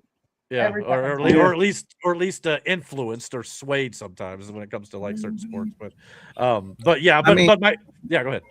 At least with this, it seemed more real than the Tyson Paul Yeah. fight. For sure. Yeah. I mean, Yeah, there's literally I mean, video yeah. of Tyson looking like he's going to go in, and he had an opening to punch him, but he pulled back because he knew if he did, he would have ended the fight. Like Gonna literally. knock his fucking face off. So, but my question to you guys here is though, if you're like, let's say you're in Gina Carano's position and was being put in this arm bar for 17 tapping seconds. out. No, but I get that. I know you're tapping out. But my question is, would you be willing to go through this for 17 seconds with Ronda Rousey for $1 million? Would you do it? Yeah. Yeah. Yeah. Yes. No, I'd probably let her break it. To be honest with you, Yeah, fuck, break No. it. Like whatever. No, we ain't breaking it. Do what I'll you gotta tap. do. it'll heal. Brandon, No. I'm listen. As soon as she grabs my arm, I'm tapping. Like we're Yeah, not That's even. what I'm about to say. Yeah, Nope. I'll give it to you. I mean, I would Soon try as she to make grabs sure my she arm, I'm don't tapping. get it, but as soon as she's got it, I'm like, no, I'm done. Stop. No, yep, I'm out. I'm out. Give me I'm my out. I'm money. out. Give me my money, I'll be Smokey. like, let me hit you like 2 times and then I'll tap. let me get these 2 weak punches in real quick, and then I'm tapping. I mean, I would have liked to have First of seen all- this fight go a little longer to see what would have happened, but The exact same thing that happened. These women are in their 40s. All right, Ronda's got her by a couple. Wait, she's a little younger than Corona is, yeah, right? she almost there. But yeah. she also fought longer. Well, who retired first? Was it in 19 years? I Carano believe was it was out? long. It's been long. Yeah, it's been no 16 for Carano, 9 for Ronda. Yeah, But I at think least she was Ronda always gonna lose was this fight. wrestling a little bit. Yeah, she was still. And that she was And I just get acting, stunt wasn't she? movie. Sure. Yeah. Yeah, So like, that's I for think sure. I just think it was still acting, going I to don't end know up what the else to same way. Mhm. I think it was going to end up the same way. It was just taking a little Probably. longer. Sure. Well, and but, if you watch any of Ronda's fights too, like a lot of her fights end like this, real Yeah. fast, right to the armbar if she can get it, and because the longer it goes, the worse it is for Ronda. I mean, Yep. that's kind of her script. So Yeah, script, Holly whether you- Holmes really crapped on Ronda's plan. beat the dog shit out of her. yeah. So Hey, but either there were way, some good fights. There were some good fights on Yeah. this card. I thought the Nate Diaz fight was interesting. He was bleeding like That crazy. that but- dude was weird though. Whoever Nate fought, that whole speech at the end was wild. Can't remember his name. I don't I really heard- think it's scripted. Well, when I say it's There- Ronda's script, it means it's Ronda's game plan is what I mean. Yeah. But yeah, but no, there's sometimes. Well, like I said, it just depends on what kind of money's involved and things like that. Like we said, the Tyson Paul fight, there were clearly times where Jake Paul kind of be whispering in Tyson's ear, almost like, "Yo, man, you be like that again, it's gonna be over." Don't. Dude, there was 2 times in that fight it would have been over in the first round, and we know it. Mike hit him one time, he stumbled back, and I was like, "This fight is over," and then he just didn't anymore. Right. Yeah. I mean, and I love Matt's innocence. I really do, but I think he really just wants to believe it's still real to me. Damn it. I understand. With the amount of money that goes through these things, just Yeah. like we found out with the NFL, just like we found out with the NBA, like with the amount of money that moves, the only reason there why- is somebody's throwing a fight somewhere, somebody taking a dive or making it look competitive, but like, and it's always the been only this reason way. why I say that is because it's just fun. I agree, and it can still be You know, fun. I watch- You just got to I watch that understand stuff that for they're. fun. I mean, WWE's still fun. We all know that's scripted, but we Yeah. still enjoy it. I enjoy watching to see how it plays out. The only difference is wrestling is now honest about the fact that it's scripted. Some pro sports don't do that yet. I mean, like I said, I've always said like things like in the NFL, you can't predict if a guy's going to go up 12 feet in the air, grab a ball one-handed, come down in bounds. That stuff is hard to predict or rig. But throwing a flag here, a flag there, that you can do to at least sway it in a certain direction, especially like when it comes to like betting odds in Vegas, things like that. Mhm. So that's kind of what I mean when I say it's kind of scripted. But anywho, so Mike said, nice that Jake Paul took time away from scouting nursing homes for his next opponent to attend the fight he helped script. Fair, for sure. Then he said, Eric, you're just excited about having something between Ronda's legs, even if it is just your arm. I mean, brother, hey, John Favreau one time. You remember the fight in Iron Man 2 where John Favreau, Happy Hogan fought Scarlett Johansson in the boxing ring? He literally scripted that just so he could. Yeah. So at least that was the story. Scarlett. That so he could get takedown in between her legs there. Oh, But that Jesus was the story. That was, I don't know how true it was, so don't quote me on that. But anyhow, so yeah, I'll ask Mike that, or I'll ask Matt that question, Mike, when Matt's ready. But last thing on the sports thing I wanted to talk about tonight, Aaron Rodgers. We finally have a decision, Miranda. Boo! He has officially re-signed on a 1-year deal to return to Pittsburgh to play with the Steelers and his former head coach, Mike McCarthy, for his 22nd NFL season as the Steelers OTAs begin this Monday, I guess Memorial Day. You think they wait till Tuesday at least. And Rodgers will, in fact, be in attendance. But he also then went on to state to reporters that he will indeed retire after this season. So one more ride for old A-Rod, and we'll see how it ends up going here. Unless he pulls a Lesnar. Or like he did with the Jets. Yeah. If he's going to do a Lesnar, he better wear a pink. Favre. Yeah, he's going to retire and go to another team. Yeah. He went to the Jets. He's got to go to the Vikings still. He ain't done that yet. Yeah. So it's still a thing. But so at least we now have officially a decision. He will be back for the Steelers. So I'm sure that at least, calms the nerves a little bit for Steelers fans in some regards. So yeah. But he also did say too that he, it's not his job to train the other quarterbacks. But he said that's not how he likes to do things. He goes, he'll continue working with Will. He said he would love to work with Ayler. How do you? It's about damn time. Yeah. And I agree. Continue to work with those guys if they want him to, or whatever. Because he said, what did he say at the end of that quote? Something about leaving the place better than when you got there, or some shit like that. Right. That's what we should all do. I know football players say that all the time, sports players. But yeah, just all of us in general. I think that's our goal, just kind of leave the world a better place than when we left it, or when we found it, and hopefully we can do that. Slara, by the way, our loyal listener coming out of nowhere hot, says if Muhammad Ali was still alive, Jake Paul would have challenged him too. That's funny. I love that. True. That's awesome. Yeah. Matt, are you available for a question? I know you're kind of been off and on. Yes, I am. Okay, so Mike had a question for you. He said, do all the MLB teams have those City Connect jerseys? My brother hates them, especially the Red Sox ones. The colors make no sense. What? Okay.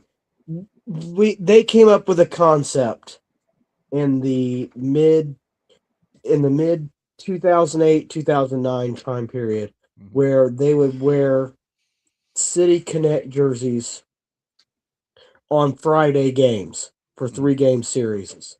Okay. And the City Connect jerseys would represent something about their city that represents them. For instance, the Chicago White Sox one is the Shy Sox jersey. And it's black and white, and it says South Side on there. And don't the Pacers have something like that? This is my wife's attempt at being quiet in the background. I'm so sorry for screwing up the audio, Eric. I got Matt or Aaron all the way up here. But anyways, they all have City Connect jerseys, and I'm not a big fan of them myself. The Yankees don't have a City Connect jersey because they think it's a waste of time. Don't the Pacers have one of those? The City Connect jerseys? The NBA jerseys are different, but yes, they do it. But it's the same concept, though, right? Yes. Okay. For different series and different in-game dates. It just depends on the game and the date of when it happens. Okay. Gotcha. Right on. Well, that's about all we got for sports this week, I think. You guys got any thoughts on Kyle Busch or anything else you wanted to mention? Yes, I do have a thought. Go David Malukas. We would love to see Roger Penske bring home a Borg Warner trophy this Sunday afternoon to keep Alex Palou from winning a third. Didn't he win it last year? Yes. He's won it one of the years. The odds-on favorite to win this year. Well, he is in the poll. I think he won the last one, the one we were at. Might have. He did, unfortunately. He's usually up there. Yeah. What's wrong with Alex Palou? You don't like Palou? I wanted Connor Daly to win. He's from Noblesville, Indiana. Oh, okay. Yeah, there's sometimes a couple guys I think runs from Indiana. I don't remember, but but anywho. We'll look forward to that. I know I'm going. Hopefully it don't rain. That's my biggest concern right now. Although the last time I skipped the race due to rain, it ended up getting a race in. It ended up being a good one. So I'm going to go this time. You might be okay. So if it rains, it rains. If it don't, it don't. I'll get a little. If it rains, then you go Monday. Yeah, well, I don't know if I want to go up there twice. I don't want to waste my entire weekend at the racetrack. You know what I mean? That's just me. Anyway, Mike said, "I know there will be crashes, so may everyone walk away unhurt." Yeah, absolutely. Yes, I agree. Let's pray for a safe race for everyone in the stands, as well as I remember that one year a tire flew. Tire flew out to the track and hit a car, which they ended up compensating the lady very well. But you just never know, man. So keep your eyes open and all that sort of good stuff. Yeah, so we've seen they're going to air it on TV, right? Usually, as long as it's sold out, usually they'll air it live. But sometimes they do that thing where it's like a blackout that wouldn't be live if it's not. But I think this year it might be. I don't know. Let me double check. If it is, I'm gonna watch it. Let's see here. Will the Indy? It says here, yes, it will be televised locally without a blackout. So you should be able to watch it live on Fox. Nice. Yes. So there you Nice. go. So around 1 o'clock, I believe, on Sunday. So Right. there you go. Mike said in 1987, a tire flew in the stands and killed a fan, and he said it was a sellout. Yeah. So the Indy 500. So, but yeah, that's terrifying for sure. Yeah. Now, usually the track is pretty far away from most people's parking. In the stands, yeah, that's still a different story. But yeah, usually those security fences and stuff are supposed to be pretty good about that, but you never can tell. So like they always say, just keep things something keep your moving eyes that peeled. fast though. And it doesn't even have to be as big as a tire. It could be any little thing that come off. You know what I mean? Oh, So, I will say that's another interesting thing. I think I knew what it was, but I never really knew what it was. To see them actually leave rubber on the track that has to get cleaned off in between, that shit blew my mind. And I'm like, wait, so y'all just burning through tires for real? Oh yeah. Somewhere around here too. I'll have to see if I can dig them out and show them to you. I mean, if you've seen one, you've seen them all basically. But I've got a pair of Jeff Gordon's lug nuts off of one of his race cars. Wow. Because when it was like, I think it might have been one of Jeff Gordon's last years or the last year he was running the Brickyard. Me and my buddy Horton knew a guy who worked the track. We got to go right inside, right behind his pit crew, right there on pit road, and it literally and they took it hot off the car. They were hot when we got them.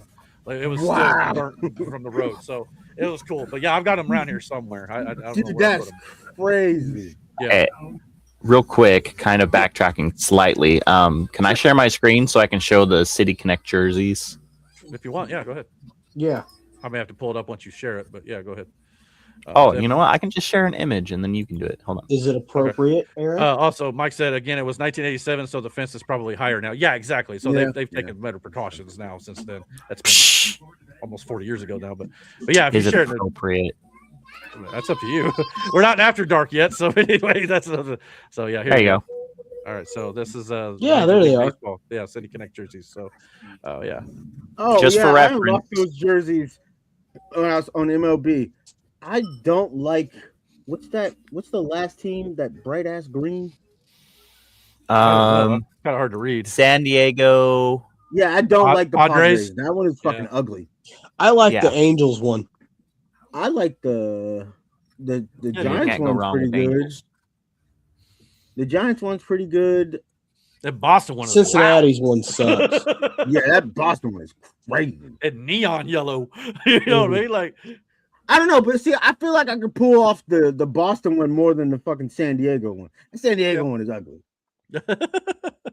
And the Arizona Diamondback says serpents on it. Oh, that is kind of cool. I like that too. Oh wow, that was It's even crazier. kind of camo looking. Mike said that tire that flew off in 1987 came off and bounced off another car, then flew into the stands. That's probably why it got so high. It got bounced off. Yeah, it was a freak accident. Oh, that's terrible. So yeah, that's just sad. But anyway. Yeah, Mike, your brother is justified. Those Chicago White Sox jerseys are ugly as shit. Yeah. I think all those are kind of ugly. I'm not gonna lie to you, but anyway, they're not great. I get where Mike's No, they're from. not. He said the colors on some of those make no sense. Yeah, they really don't. You're right, especially with the team's normal colors. It's like, well, that's out of left field, and maybe that's the point. I don't know, but anywho. All right, well, we got some other stuff to talk about tonight, so let's move. Aaron, you may have to. No, I can just drop that off of there. Well, can you close that out, Aaron, or no? If not, oh, there you go. All right, cool. I just didn't want it to affect anything. All right, you want to do wrestling or movies next? Since we're kind of playing this by ear, well, you guys wrestling. Let's get that out of the way. All right, let's get wrestling then. Here we go. Let's take a look at that.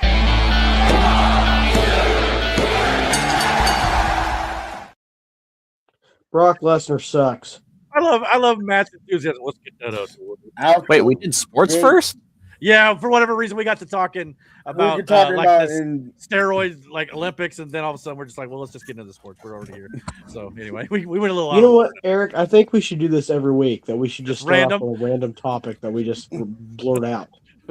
Yeah, and then we will cut to Rumble when we start talking about politics, and then we'll cut back to YouTube. Yes. Yeah, that won't be. I agree, Aaron. Very smart. We'll throw everybody off. Hey, you gotta be on your toes here on the Dragon's Den. Aaron, if you were here in the beginning, you would know why we did sports first. was Don't feel my bad, fault. Aaron. Miranda. Don't feel bad, Aaron. Matt skipped the last 2 weeks anyway, so it's fine. I mean, so did I. Yeah. Hey, I understand if you guys got to take a time off every now and then, but as long as I got somebody to talk to here, I'm happy. You know what I mean? Like, so It really wasn't that. It's just I fell asleep with the intentions to wake up, and I didn't wake up. That's well, all and it some of that may change if you guys get on an earlier shift again one of these days. We'll see. But at this point, I'll believe it when I see it, unfortunately. But I hope it'll all work out. But anyway, yeah, yeah, it's anyway. kind of still up in the air. I got you. No worries. We'll talk about that later off air. But anyway, we got WWE this week. We got some news. We got 2 big shows this week, and of course, WWE's got a pay-per-view next weekend. But on Monday Night Raw this week, Jacob Fatu still will not acknowledge his tribal chief Roman Reigns, even after he lost the World Heavyweight Championship match against him at Backlash. So the Usos and Roman Reigns took it upon themselves to utterly destroy Jacob Fatu here in a 3-on-1 assault, which is definitely reminiscent of a heel faction more than it would be of a babyface one. But he has not changed. He has not, and now the Usos are kind of buying in too. I think at this point, instead of kind of being like tweener a little bit, they're kind of just going along with it. But after the beatdown was over with, Adam Pearce. Adam Pearce looked like he was going to fire Jacob Fatu for his actions at Backlash and stuff, assaulting many people. But it turns out, Jacob Fatu then interrupted him and saying he wants tribal combat against Roman Reigns at Clash in Italy, which essentially means it's for the World Heavyweight title and for the title of the tribal chief. So if Jacob Fatu were to win, Roman then has to acknowledge him as the tribal chief. So this is going to continue here, and we'll get more into Clash in Italy next week when we do our Clash in Italy predictions, because that show will be on Sunday next week. But for right now, I just thought I'd get your thoughts on what's going on with Jacob and Roman. Do you like this matchup being made here, and where do you think it's going? Brother, Jacob's like the new Stone Cold. Like, you think about it, like, he's that bad guy that everybody's cheering and wants him to beat the authority figure, which is Roman Reigns. I think they should give it to him. Dead ass. Well, like I said, too. Again, remember the reports of Roman Reigns taking the month of June off, at least, maybe even July. We'll have to wait and see how that goes. But there is a big possibility that tribal combat begins. Then it becomes a 3-on-1 assault. The Usos and Roman against Jacob Fatu. What if Zilla Fatu does finally make his debut in aiding Jacob Fatu and helps him win the world title? That is the theory. We'll have to wait and see if that ends up coming to fruition. But at some point, you think it's going to happen with Zilla Fatu. And we can get into more a little bit when it comes to the tag team division in just a minute. We're going to talk about. But do you think it's a real possibility? And it sounds like, I know I wouldn't be upset if they do give it to Jacob. It would be interesting that they take it off Roman so quick after Mania, but it does play to the storyline. If Roman takes some time off, come back, you can still play this out later down the line. We'll see. Yeah, I mean, it would be interesting because, like, first of all, we haven't got that, again, humble Roman. That hasn't happened. No. He's very good at hiding it, but it hasn't happened. But Jacob could be that foil. You know what I mean? They're already, like, again, they're setting him up like this madman. But again, like, he's not wrong. He is justified in his anger at Roman. Yeah. I totally get it. I mean, I think this is still working. It's working for me as a fan. I know that a lot of people don't like the bloodlines, but I think it's working just fine personally. And Mike said in the chat, what if the Usos betray Roman and help Jacob to make the Fatus the lead bloodline in the bloodline over the Anti-Weaponization? I mean, you could, but I just feel like if they were going to do that, Jacob wouldn't have destroyed the Usos a couple of weeks back. But it could be a red herring, and maybe it's just a swerve. I don't know. I speculated that weeks ago, but then I thought, okay, well, maybe I'm wrong. But we were all wrong on at least about one aspect this week, which we'll get into in just a second. But yeah, so I think this has got a lot of potential, and like I said, we'll talk about it more next week. But definitely interesting to see what they end up doing here. Let me ask you: Do you think? Okay, if you book this, would you give Jacob the title? I don't. Not yet. I would. Yeah, I'm kind of with Aaron. I don't know if I would yet. But if you continue to play this out, we're getting to that point where it does make more sense than it did prior. You know what I mean? Like, do you guys want to know what I would do? What? Yeah. I would give that title to Oba Fleming. Well, Brock Lesnar. Wait, we're gonna get Oba's championship later next year, probably, but that's just me. Yeah. Yeah, Mike. I noticed you did your Brock rant quick. We'll get that in just a second because that was the other thing I wanted to talk about this week, especially Brock Lesnar.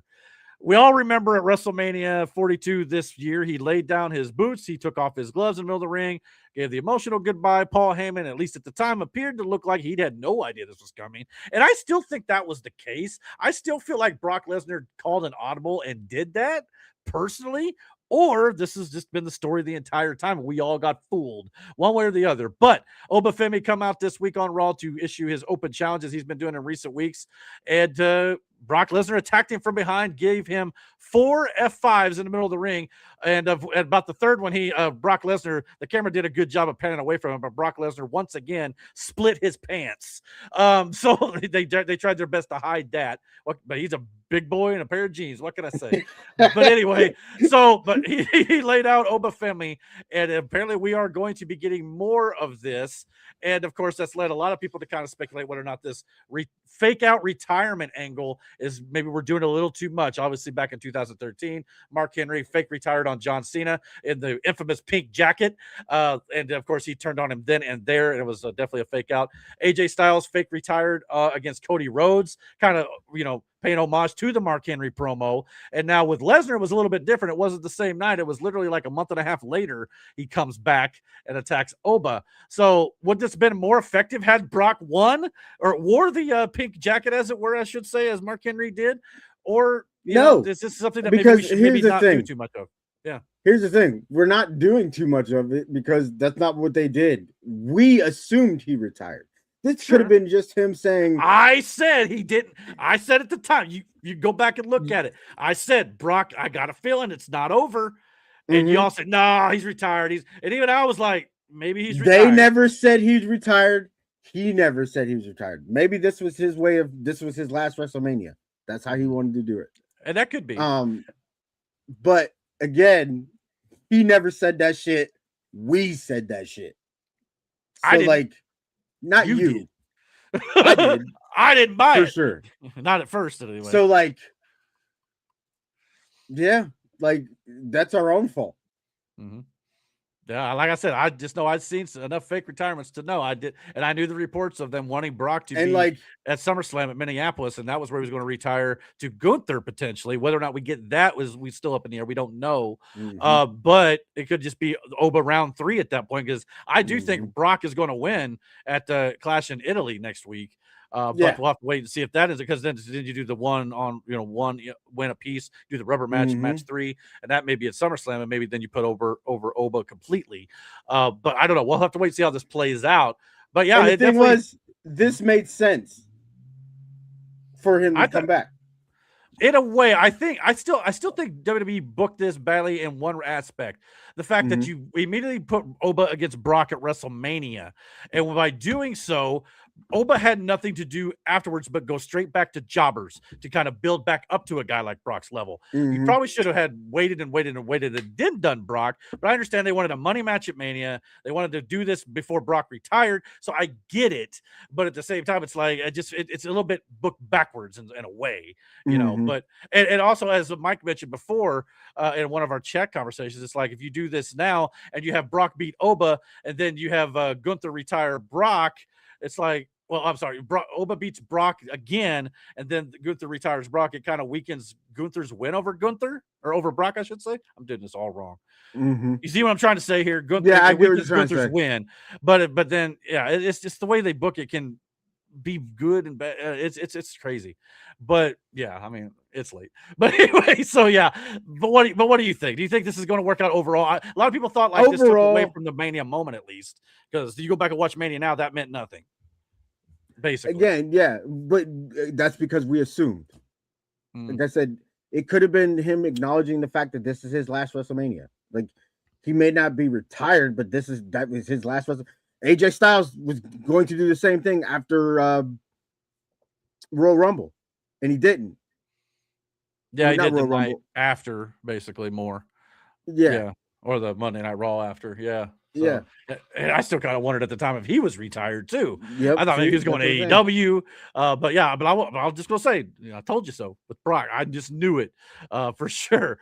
But anyway, Mike obviously did not hold back his feelings in our private chat. Here he is in our public chat. He said, F that waste of money, POS. You know what I said in the chat about others losing their jobs, most likely just to afford that useless waste of space. And what Mike is referring to basically is all the talent cuts WWE did by cutting the New Day, cutting Motor City Machine Guns, the entire Wyatt Six faction, Aleister Black, Kyrie saying the whole spiel just to be able to afford paying Brock Lesnar. Now, like I told Mike in the chat, though, you can't put it all on Brock Lesnar.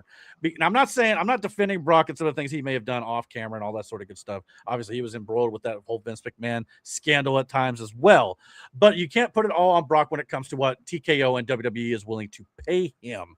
If they're willing to pay the money to get him back on screen for as long as they want to have him and have Brock not retired just yet, that's on WWE and TKO. You can't begrudge Brock for going, okay, I'll take the pay. You're offered it to me. But, it does suck for the talent that did get let go, if that is indeed why they were let go. So, yeah. I'm going to throw my 2 cents in real quick.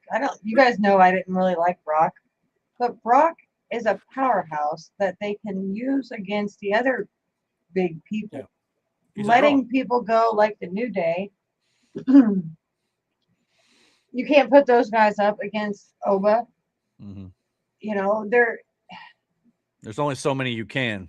Yeah. And it's like a And different again- class of wrestlers right now. And Again, I mean, it does make some sense. The New Day, though, like they've done everything possible in WWE. I get the fact that these guys, and they will go to their Hall of Fame. They don't have to be employed there not to go to their Hall of Fame.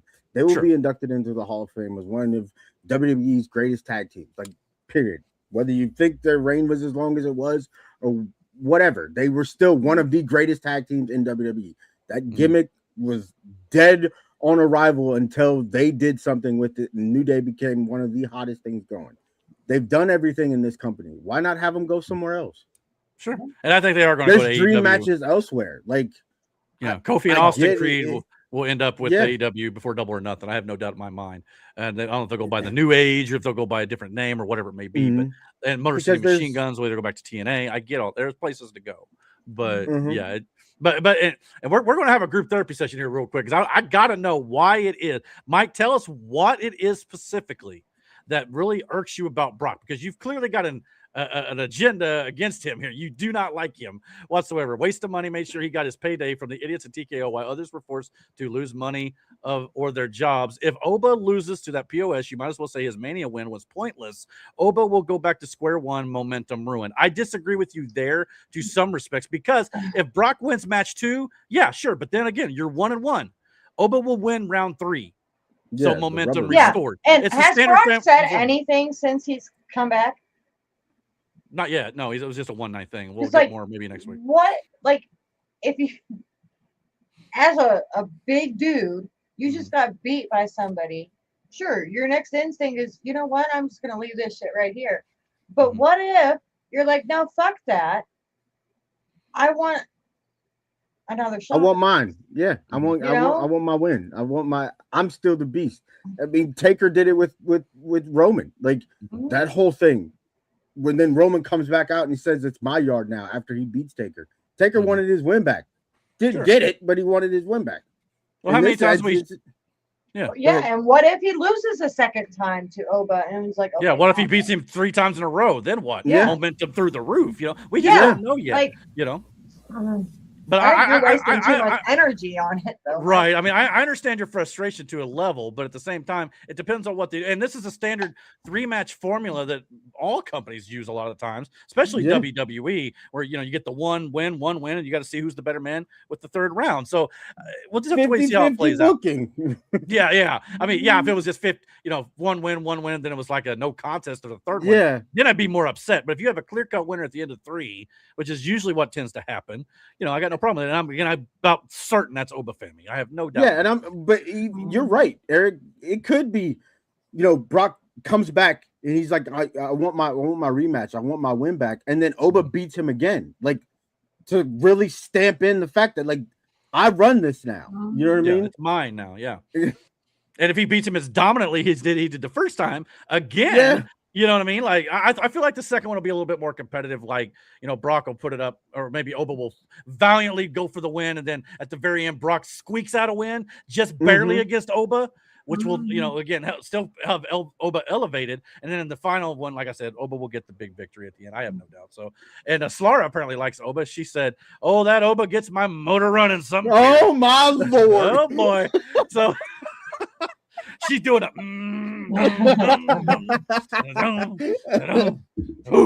yeah. So there you go. But anyway, and Mike said he knew what he was doing. He could care less who he calls to lose their jobs or lose half their money. He beats Oba, momentum gone, and Mania match ruined. Might as well we call it Kevin Nash and Goldberg. I don't know if I go that far. And that's ridiculous. It's not as bad as like Kevin Nash and Hogan. Finger depth point of doom or whatever that was. And he said, waste of money in the category of those who just show up to steal spots from someone that has earned their spot but lose it for no good reason. You can't build the future by staying in the past running on part-timers. Well, here's the thing about that, though, and I wondered if it was a part-timer thing.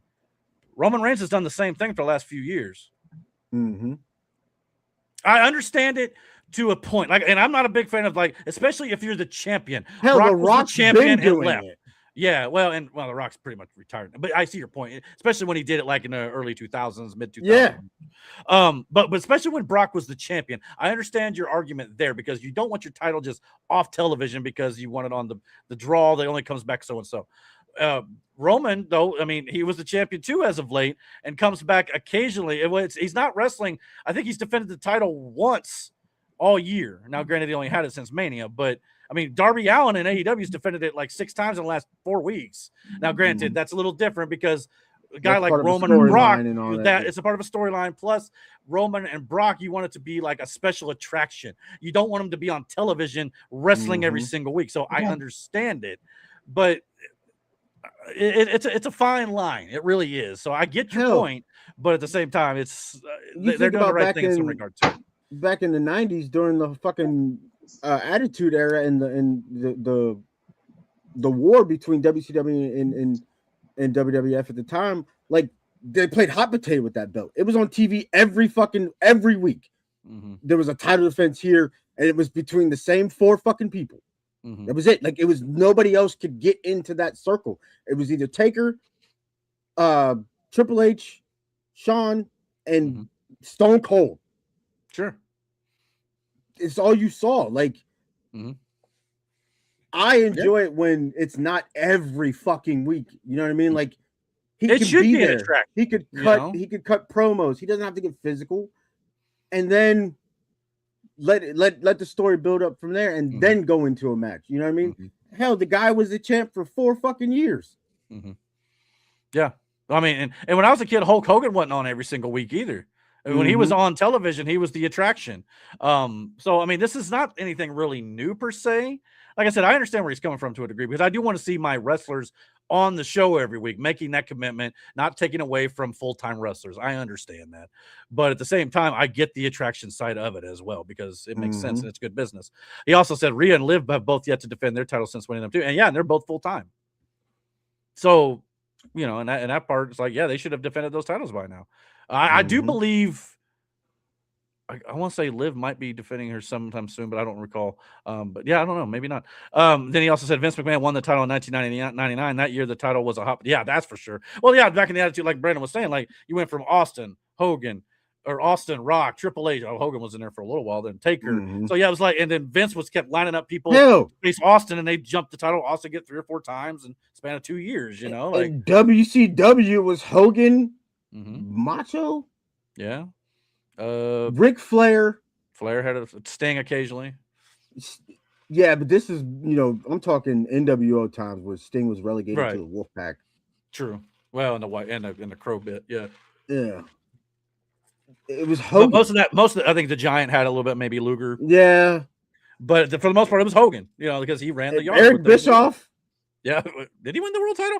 No, did he win the world title? I don't remember that, but maybe. I mean, Vince did it. Why not? He might have done the same thing. And as he said, different time in the Hogan days. Back then, the house shows were the moneymakers. That's for sure, too. But I just remember growing up, like, Hogan would be like on Saturday night's main event, and then you might get a highlight package on Superstars, but you wouldn't see him wrestling every single Saturday morning. You know what I mean? It was, it was a special event when he did show up. But some of that does remain today. And like I said, I get it, but at the same time, I just want to wait and see where this goes. And like I said, I called it. I think some people may be just mad. I'm not saying it's you, Mike, but some people are going to be mad just because of the fact that they got faked out as well. So that could But be part of again, the deal. it's our own stupidity. It's kind of like when we say, well, this guy's coming back, this guy's coming back. Well, just because the report said it doesn't mean it was going to be true either, you know? Yeah. So that's true. he said Vince Russo did, not okay, there you go. So okay, all right, yeah, sorry. Vince fair Russo enough. did. Fair enough. So wait and see with Brock. We'll see how it ends up going. Also in WWE, there are reports now going around that WWE is interested in revitalizing their male tag team division on Raw, SmackDown, and NXT. SmackDown tag team division, as of right now, only has 4 teams, which is pretty much a joke. I believe. Which Damian Priest, R-Truth, we got Kit Wilson and Miz and makeshift tag, Fraxium, Angel and Garza, Angel, whatever. Then you got Logan Paul and Austin Theory, the Vision. You got the Usos, you got the Street Profits, Ryo and Bravo. You got the Creed brothers, Otis and Tozawa. I don't know who is that there. That's the guys from Legado del Fantasma, is it not? Yeah. I can't think of their names off the top of my head. And then you got the War Raiders. War Raiders have been with AAA. And you got Hank and Tank, and you got the Dark State and some other teams I don't quite know on NXT. But the reports of that they're wanting to revitalize the tag division has led to reports now stating that Baron Corbin could be returning to WWE soon. Potentially, maybe even some reports are suggesting he might be teamed up with Dominik Dijakovic as part of what they're calling the Skyscrapers. I guess, we'll see if that ends up taking place. Or you could maybe see Baron Corbin teaming up with Danhausen as now that we had the Midgethausen, this would be like the Uber Giant Hausen clone. That maybe Danhausen, I don't know. I could see that maybe being a thing. But I don't know. But I love Danhausen. We all love Danhausen. Love that Danhausen. But so yeah, we'll see if we get Corbin back. But there's also now reports going around that WWE has active interest in reuniting Enzo Amore and Big Cass. So SAWFT could be reforming here in WWE. Yo, I'm here for that. Again. So, well, now it comes off reports that Enzo was at the WWE Performance Center recently, and the fact that Big Bill, who is what Big Cass is known as in AEW, his contract may be up at the end of May or early June. So this could be coming up anytime. So could this be potentially the start of them rebuilding the tag team division by bringing back Enzo and Cass? What would you think about that? As long as Carmella comes back too. I know she's the mom right now. She can't do that. So Carmella. Oh, it's with the group. I see what you're saying. I got you. Yeah. I mean, sure. That would be cool. I would Big Cat. They were one of my favorites. Mm-hmm.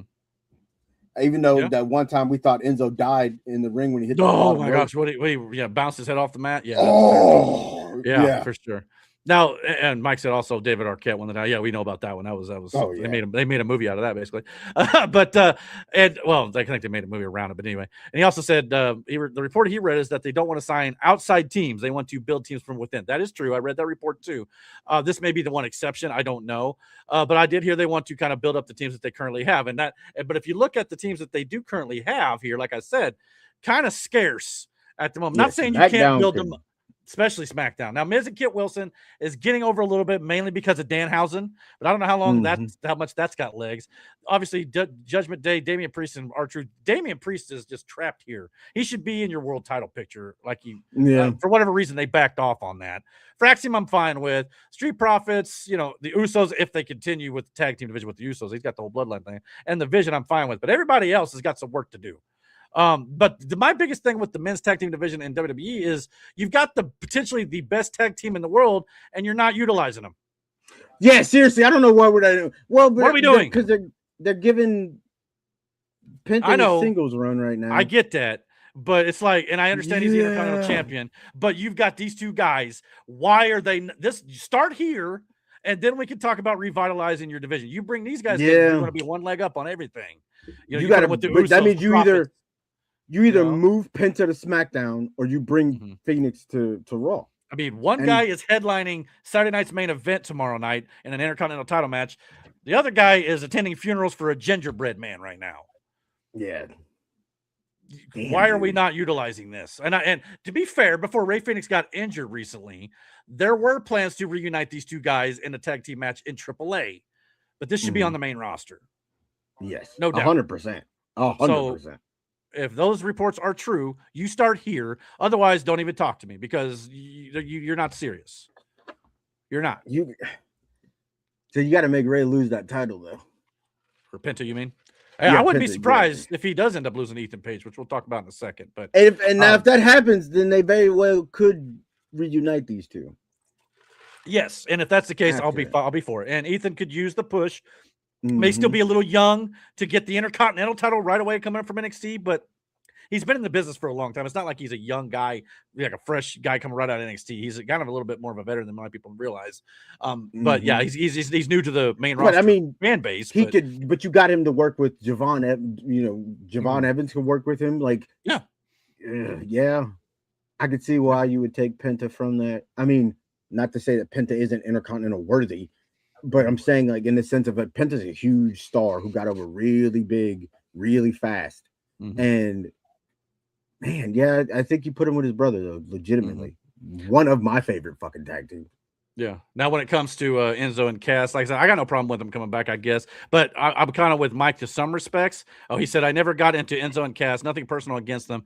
Just didn't care for them. Now, Enzo and Cass, to me, WWE will utilize their entrance and their catchphrases, and they'll aura farm with 100%. That's what they really want. Hold on, but Big Bill has improved a lot in ring for sure.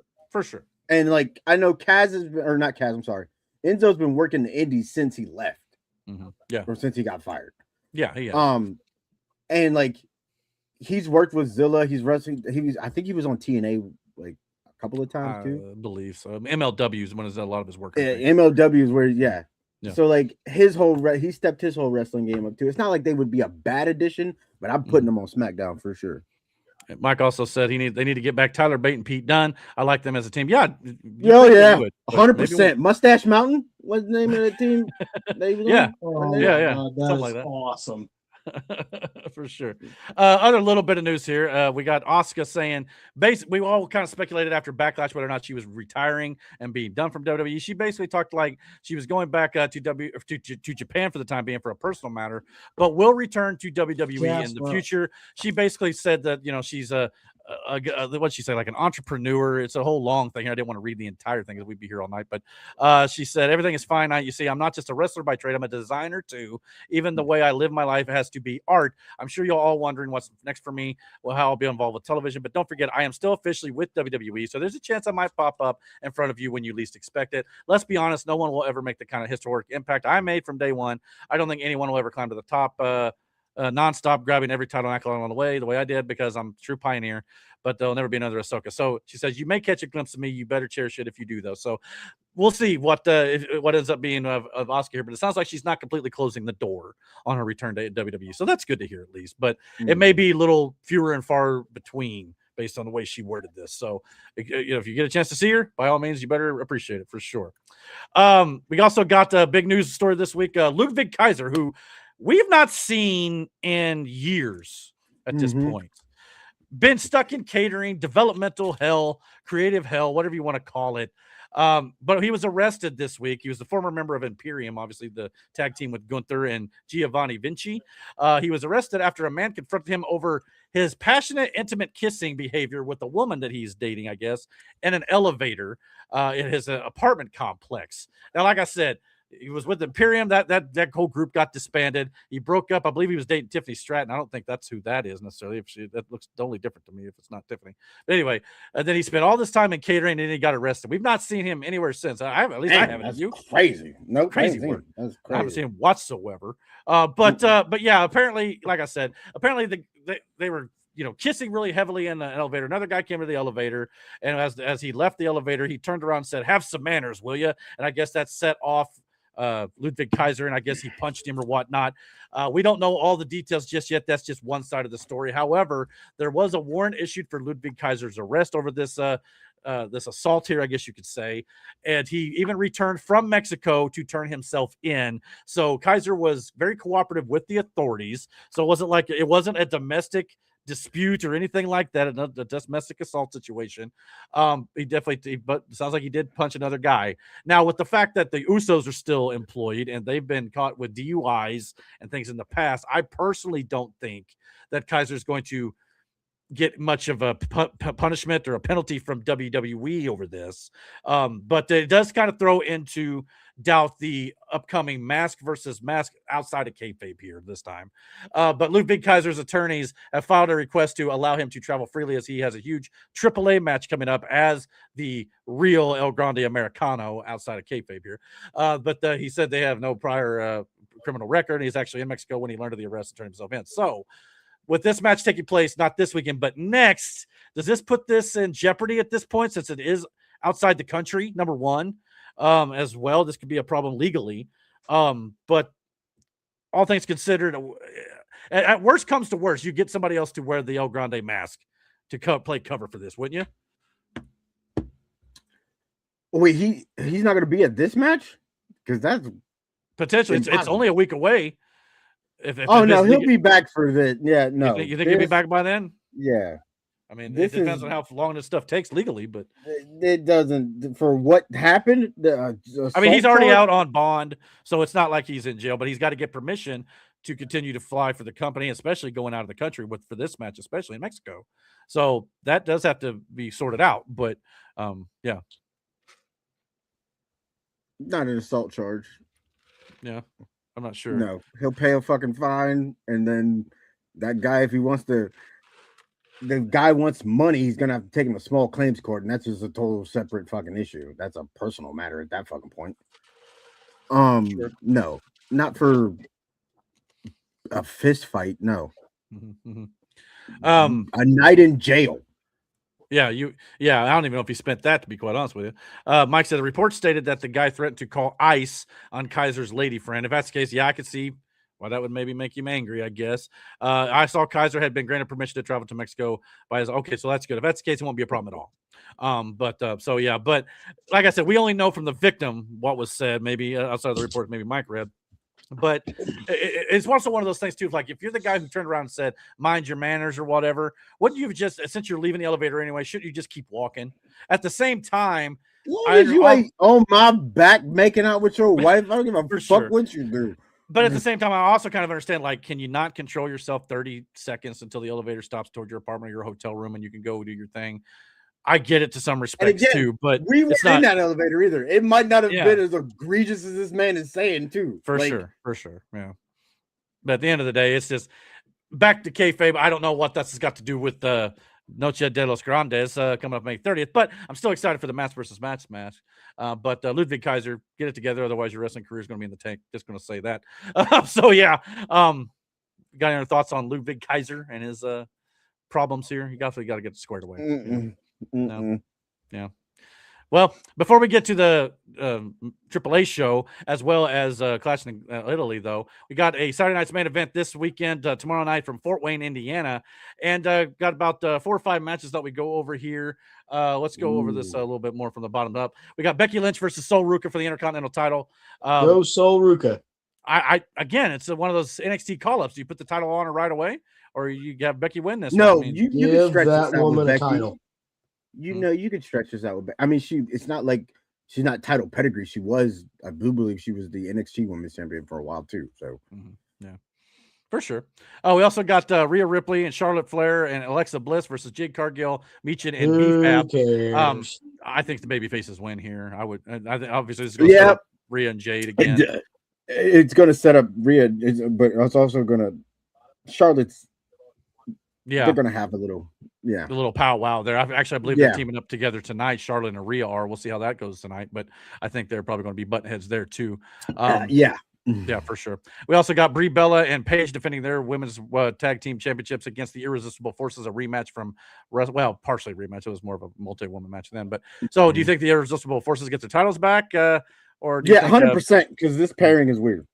Yeah, I don't quite understand. And it should never probably happen to begin with. I understand you want a Paige come back and win something right way, but yeah, I would go with the Irresistible Force here. But maybe Nikki Bella comes out and helps them win it again. I don't know.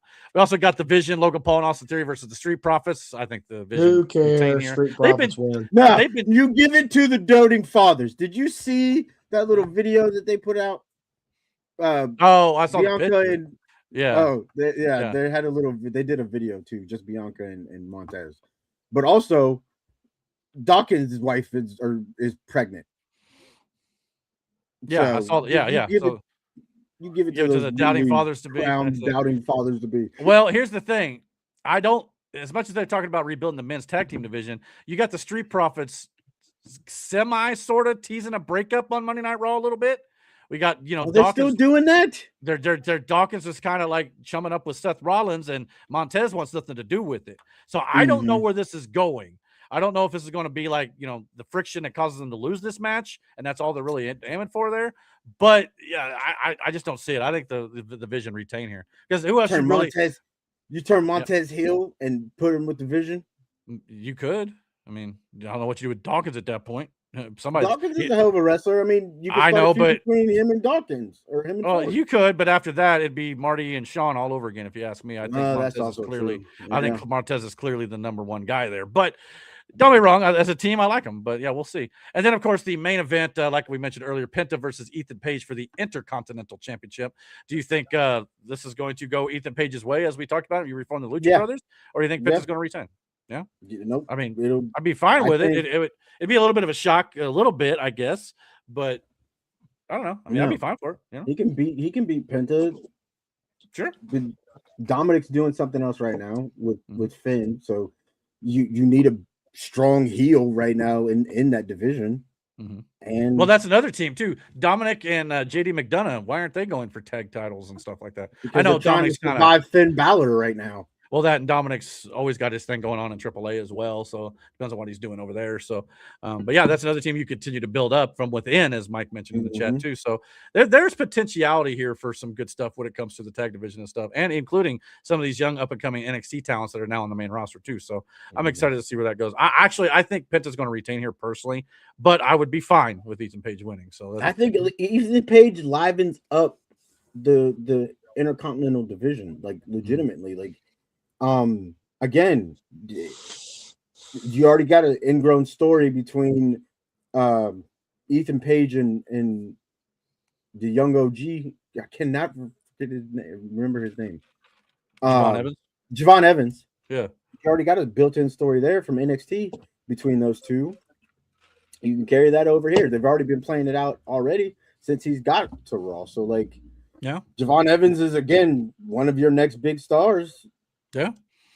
I mean, they definitely give him that long sit-down segment with Michael Cole in an interview. So, I mean, they're trying to build him up and get his character over as well. So, it's going to take some time. I mean, he's far more over, in my opinion, than Ricky Saints is right now. Poor guy, even though he had that run in AEW and stuff, he come over to WWE, he is getting no reaction on SmackDown.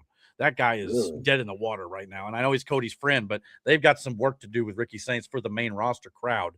He might have been over with the NXT crowd, but this main roster crowd has no clue who he is. I hate to say it. So, we'll see where it ends up going there. So beach ball. Beach ball.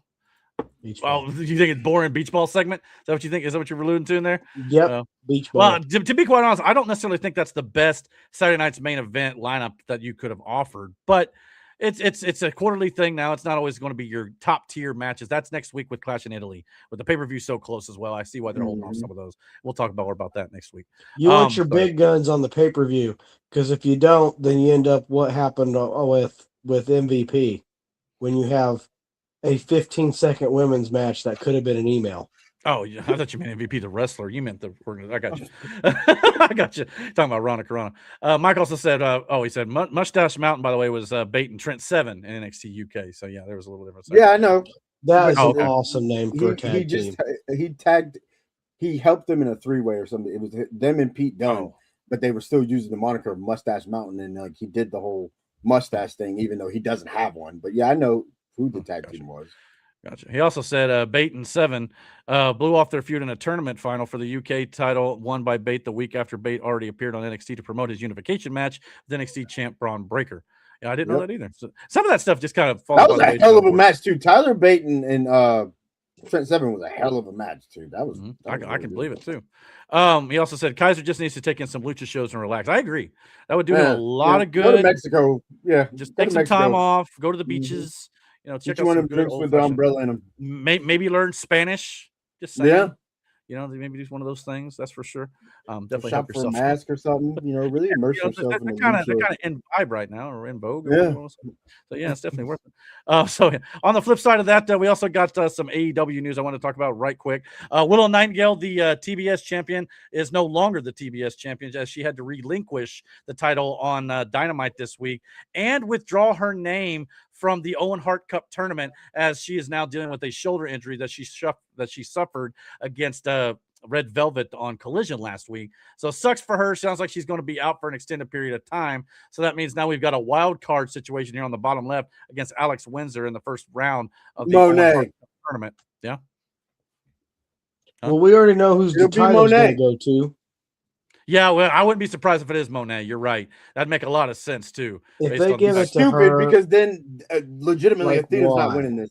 Then well, here's the thing. Well, if it maybe again, if it was Monet, they'd have still had the Windsor match on the pay-per-view. They've now moved Athena and Mina Shirakawa to the pay-per-view this Sunday instead of Willow and Windsor. So that may not be Monet then. There's actually another candidate you could bring back, Ruby Soho, who we've not seen in forever since she was pregnant, and now she's obviously had the child. So that would be an interesting candidate if you were to bring her back, if she's potentially ready to do so. That'd be an awesome addition.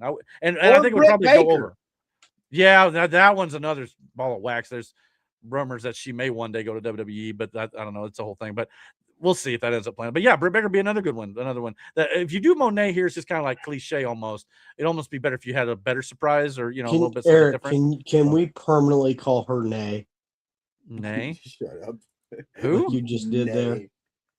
Who did I call? Who? I can't see your face. I can't read your freaking lips. What do you? You just called her Nay. Called who Nay? Monet? Mercedes Monet. You just called Why her you Nay. say her name like that? Maybe you just didn't. Maybe I don't know. Whatever. Maybe I did. Maybe I didn't. But anyway, I'll have to go back and rewatch. Check the tape.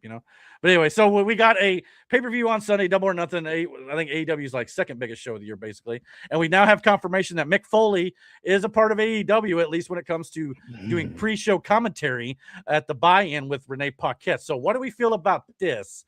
If it's just something like pre-show commentary like this here for the 60-year-old Mick Foley, I'm not so upset about it. It's kind of like what Big Show's kind of been doing nowadays. But I do not need to see Mick Foley in a ring, especially in the ring with Darby Allin. Don't need to see that. Mick has taken too many bumps as it is. He needs to stop. But if it's something like this, whatever, I guess. But what do you think? I don't need to see an authority figure either, because the AEW really don't do that. So what do you think about at least this particular situation and what they could do with him in the future? You're gonna see Mick Foley all in your fucking TV screens Wednesday night. I promise you. I wouldn't be stunned. I'm not gonna lie to you. It just depends. Again, it just depends on the role. I don't know what it could be, and outside of, like you said, a general manager or something, which would be new for them. But yeah, I mean, Tony Khan did mention during the earnings call or whatever it was to hype up the show this week that this would be the first appearance of Mick Foley in AEW. So that could just be, because it is like the first time, or it could be meaning that it's first of many to come. We'll have to wait and see. But I don't know. We'll see how it plays out, but at least I'll be on your pre-show this week. We also got some matches. There's 11 matches total, 9 on the main show. You got a couple pre-show matches here, 10-man tag. If Boom and Doom's on the show, it's a pre-show match, so there you go with the conglomeration against Shane Taylor Promotions. We've also got the Ops, Hook, Katsuya Shibata, and Anthony Bowens against the Death Riders, so that could be a little bit fun.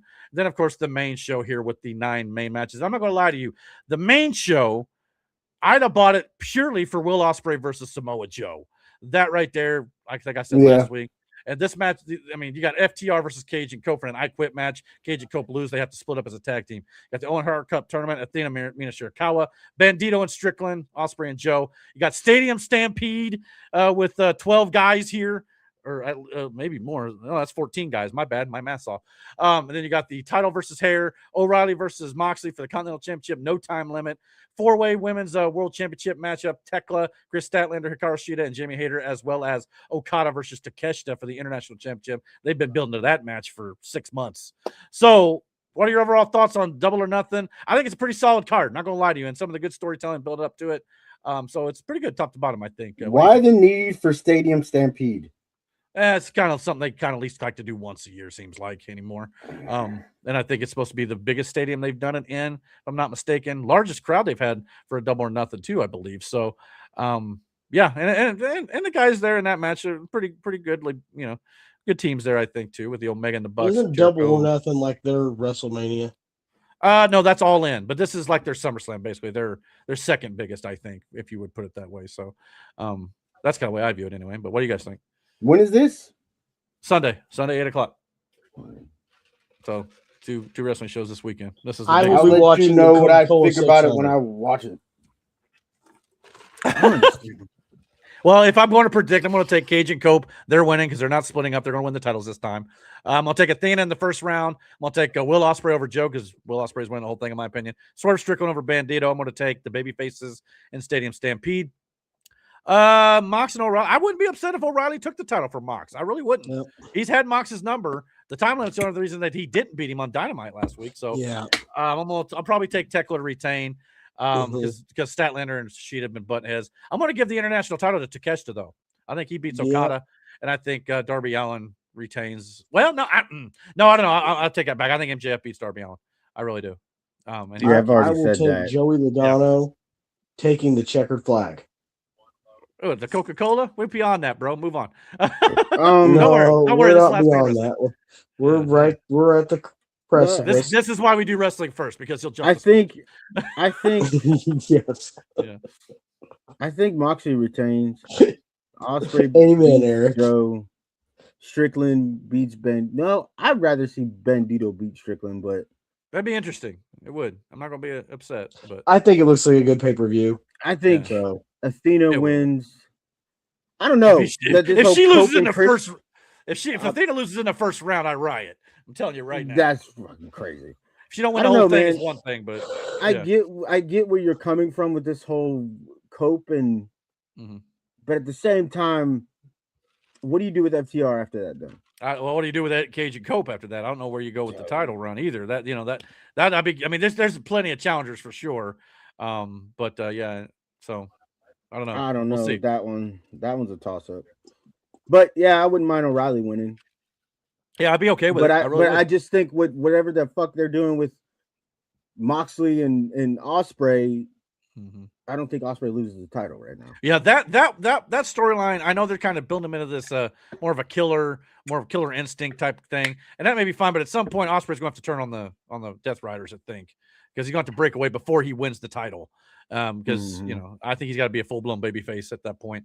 But yeah, we'll see. I mean, I'm willing to see where it goes. But yeah, some intriguing elements all the way around. And Joe and, like I said, Ospreay, that's going to be a hell of a match. I don't care what else is on this show. That match is, for me, is the main event.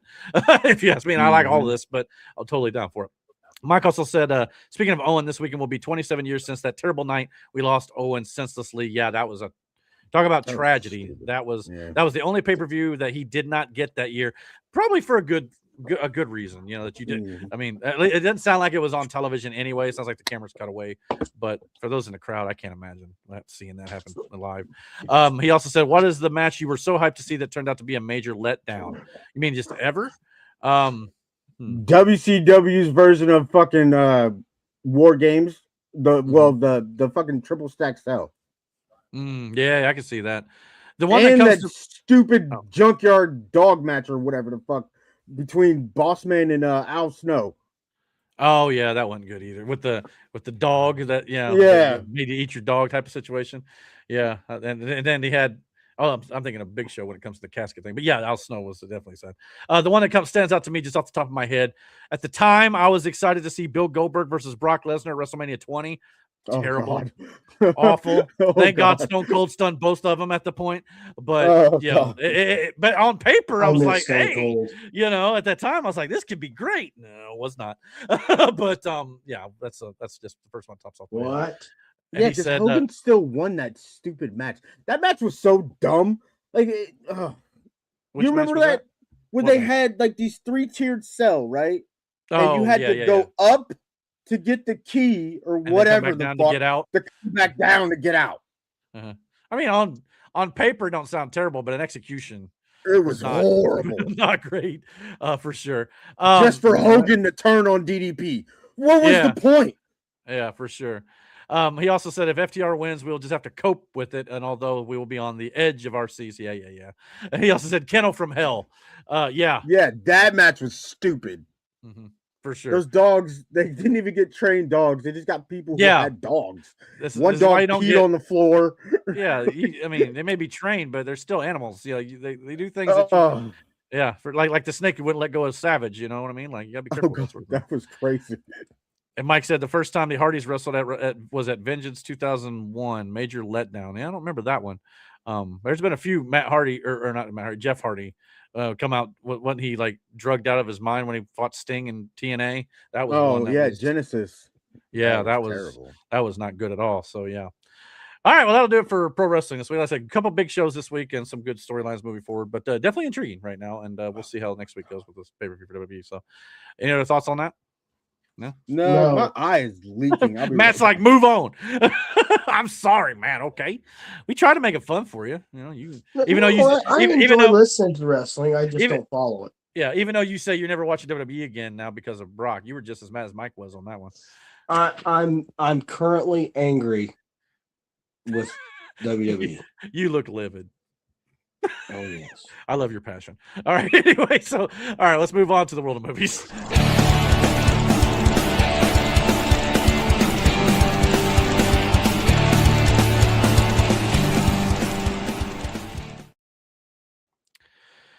All right, we got. I thought this would show my face. All you gotta do is angle it down. I don't know what it is about you and your forehead. Like we love looking at your plain wall back there. I hope nobody's watching this thinking we're professionals because holy crap. Jesus Christ. Get it together. Like, brother. Like at least right now, you know, if you're not on camera, you can turn your camera off. Yeah, like everybody else did. Jesus. There. I'm gonna laugh. God. I'm gonna laugh when it falls on the floor. Yes. It slides that's down. exactly what's gonna happen. Oh my gosh. Anyway, this is the show, ladies and gentlemen. So take it for leave it. We got a couple of movie trailers and a couple quick little movie notes, and we're out of here for the movies. And for the night for Mike, I'm sure. But anyway, we got a show coming out next week, so I thought we'd hit the trailer for it. We got the final trailer for Spider Noir. The Sony Pictures Spider-Man series that is going to be dropping all of its episodes on Wednesday next week on Amazon Prime. So you can go, here we go. Let's check out this trailer. We'll talk about it. So here we go.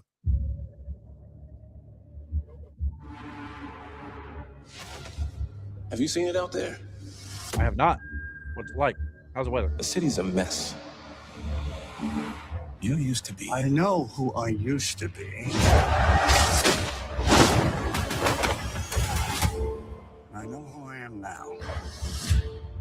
I'm starting over. Are you going to be a dick about it? Yes, brother. Actually, a private dick, to be exact. My friend disappeared. You're an investigator. Investigate. And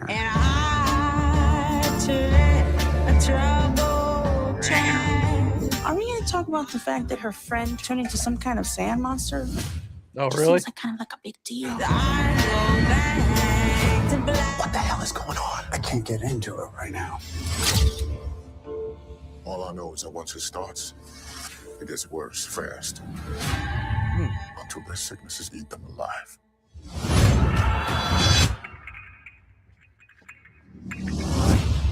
Time to show this town who's really in charge. Silvermane's got the city by the throat. Monsters in the streets. Were you really going to sit there and do nothing?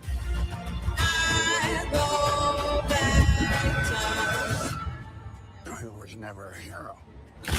Yeah, Oba. There's still time for you to become one.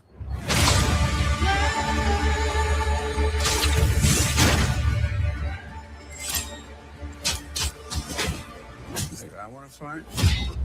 Look at me. Wrong.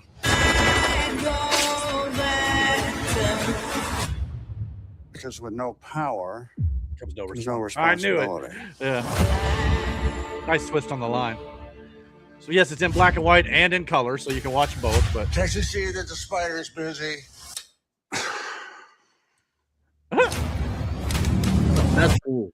Oh, yeah, that's kind of cool, and it's got that Nicolas Cage, comedy flair to it, this craziness, as it were. So yeah, this comes out next week. So those of you who are interested in it, you can check it out. Like I said, from what I I'd watch understand, this in black and white. I'm not gonna lie to you. That's what I was just about to say, Brandon. I would watch it in black and white. well, I mean, that's hence the noir feel of it for sure. I think I'll probably try to get both versions of it if I can. Yeah, I mean, this definitely feels like something that would be made for the noir black and white, no doubt. But yeah, it looks like it's going to be an eight episode season here. We'll see if it gets more seasons after it, but look to be about 44 to 47 minutes in length each episode. But they're all going to be available on day one, so you can just binge watch the whole thing. And What not is only that that, emoji in the side? it's The it's a Patrick going with the thumbs down. someone's not a fan of it, I guess. But regardless of whether this person's a fan of it or not, from everything I'm reading, this is getting rave reviews right now as like one of the best Spider-Man potential properties out there. So I'll be curious to see, because not only that, it's made by Sony, so that'd be interesting to see something do something great with the Spider-Man property besides screwing it up. So we'll see how it plays out. But are you interested in this? Yeah, And, I'm interested in the villains in this too. Yeah, it looks like Sandman at least. And then and looks like a little bit of not Electro. What's his name? Yeah, is it Electro? Almost look like Lizard a little bit, maybe even too in some regards. I don't know. Got that obviously old, like early 1900s feel to it as well, so it's going to be a little different take, no doubt. But I think it makes sense in the multiverse of whatever. Marvel. Yeah, in the 20s or whatnot. Yeah. So it's got that, obviously, that deep spy, private dick, as it were, thing going on there too. So yeah, we need another multiverse movie. Well, it's just Sony doing something with a property that's a spinoff out of the, Miles Morales animated thing where Nicolas Cage voiced the character there. So it's just kind of like an alternate, take on what that character could be like in live action. So I'm fine with it. It's not going to tie into the MCU or anything like that, but it'll be something fun and aside. And not everything has to tie into the greater overall storyline that they're doing either. So this could be a great little one-off series. So I'm kind of curious to see where it ends up going. So I'm going to check it out next week. So I just thought I'd bring that up since it comes out next week. So that'll be a lot of fun to check out. The next thing I wanted to talk about is something I know Brandon's interested in. We've been kind of following the evolution of this Lanterns television show coming out in August. Man, looks good. We got the new full trailer, and with a little bit more green this time, as the podcast is titled "So Much Green: Lanterns, Green Flags, and Paydays." Because Brock got a payday, we got green flags in the Indy 500, and now we got green here with the Lanterns. So let's check out the actual green nature of the Lanterns for the first time in this series. Let's check it out with the special effects. Looks like to be more close to be completed. This ring, it's the greatest weapon in the universe. There we go. When and if to use it, that's the whole ball game, Junior. That's how I'd use it. Did you just use that? Do you know how hard that would be to do? I'm sure. You gotta be. Tell me how you got it. Yeah. The ring. You know how I got it. I sure as hell didn't interview for it. Oh, well, shit, maybe you should have. Power like that, shouldn't you have to work for it? I've been doing this since you were a baby. And the only way you're gonna get this ring is over my dead fucking body. He might be more right about that than not. I think he likes me. Everybody is lying to us. We're not leaving here till we find out what they're hiding. Danger's part of the job. You need to be fearless. How are you chosen for this? It's only one question. Are you afraid? You afraid? Are you afraid? Hi. Are you afraid? Are you afraid? Are you afraid?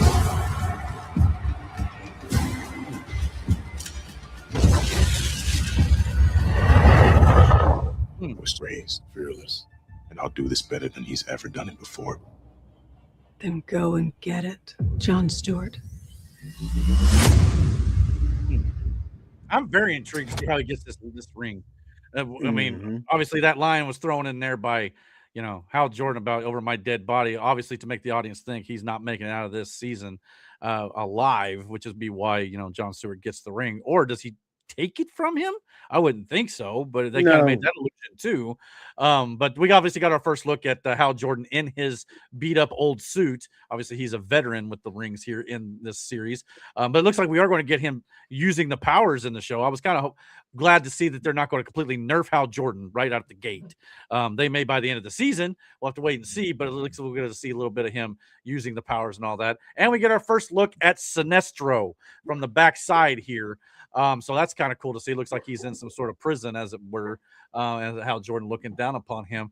And a lot of fans thought he might have had like a little bit of a red glow on his neck there. But he did kind of have like a pinkish skin or red skin, like a pinkish, purplish kind of skin. Yeah. Right. This is kind of what it looked like in the Ryan Reynolds version. So we'll get to see more of that here. And obviously, in the comics, Sinestro trained Hal Jordan, if I'm not mistaken. So this here almost makes him look younger based on just from the backside. It makes him look like he's a little bit shorter, like he's a kid almost. But I don't think that's the route they're taking. But is it me or you guys that it seems like DC seems to be on an uptick? I hope. Well, that a lot of people don't seem online to be thrilled about the new Supergirl movie coming out. But I don't know. I think it looks fine. I think it looks okay. I do think there's some pressure upon it, especially with some of the comments. I have decided to completely ignore movie critics right now. Well, that's probably a good thing overall, anyway. But yeah, I mean, this universe just started. We got to give it some time. More on that in just a second. But here's our first look, basically, with all the Green Lanterns in the DCU currently with the ring. Guy Gardner, obviously, in Superman, who makes his return here in Lanterns. He's also made appearances elsewhere. But it looks as if, I believe, they've already announced Aaron Pierre's John Stewart, and I believe Guy Gardner is coming back for Man of Tomorrow, the Superman sequel next year, too. No word on Hal Jordan. Whether that means bad fate for him in this or not, time will tell. Or they may just be trying to hold that news out just so you don't know what happens to his character. But so it's just kind of nice to see all these characters coming to the screen in general, whether it be television, movies, whatever it is. It's just, I'm sure for somebody like Brandon, who's a longtime Green Lantern fan, this is kind of a dream come true, which, he only got a little bit of a taste of that in Ryan Reynolds' version, as it were. And of course, the whole printing money with the ring was kind of a throwback to a Pete comic reference, as it were. Yeah, but do you know how strong your will has to be and how good you have to be with that ring to make a construct to bypass a electronical device? Like, this just shows that Hal's been doing it for a long time. Yeah, that's true. And hopefully they'll inform the audience of that detail, that way they know that.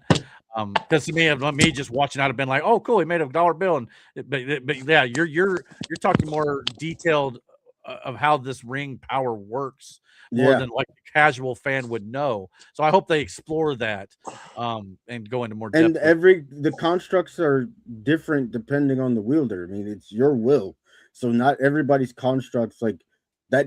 Again, think about a guy when he threw up his constructs; it was just middle fingers. You know what I mean? Knocking over tanks. Hal throws up a big ass fucking shield to save a bunch of people.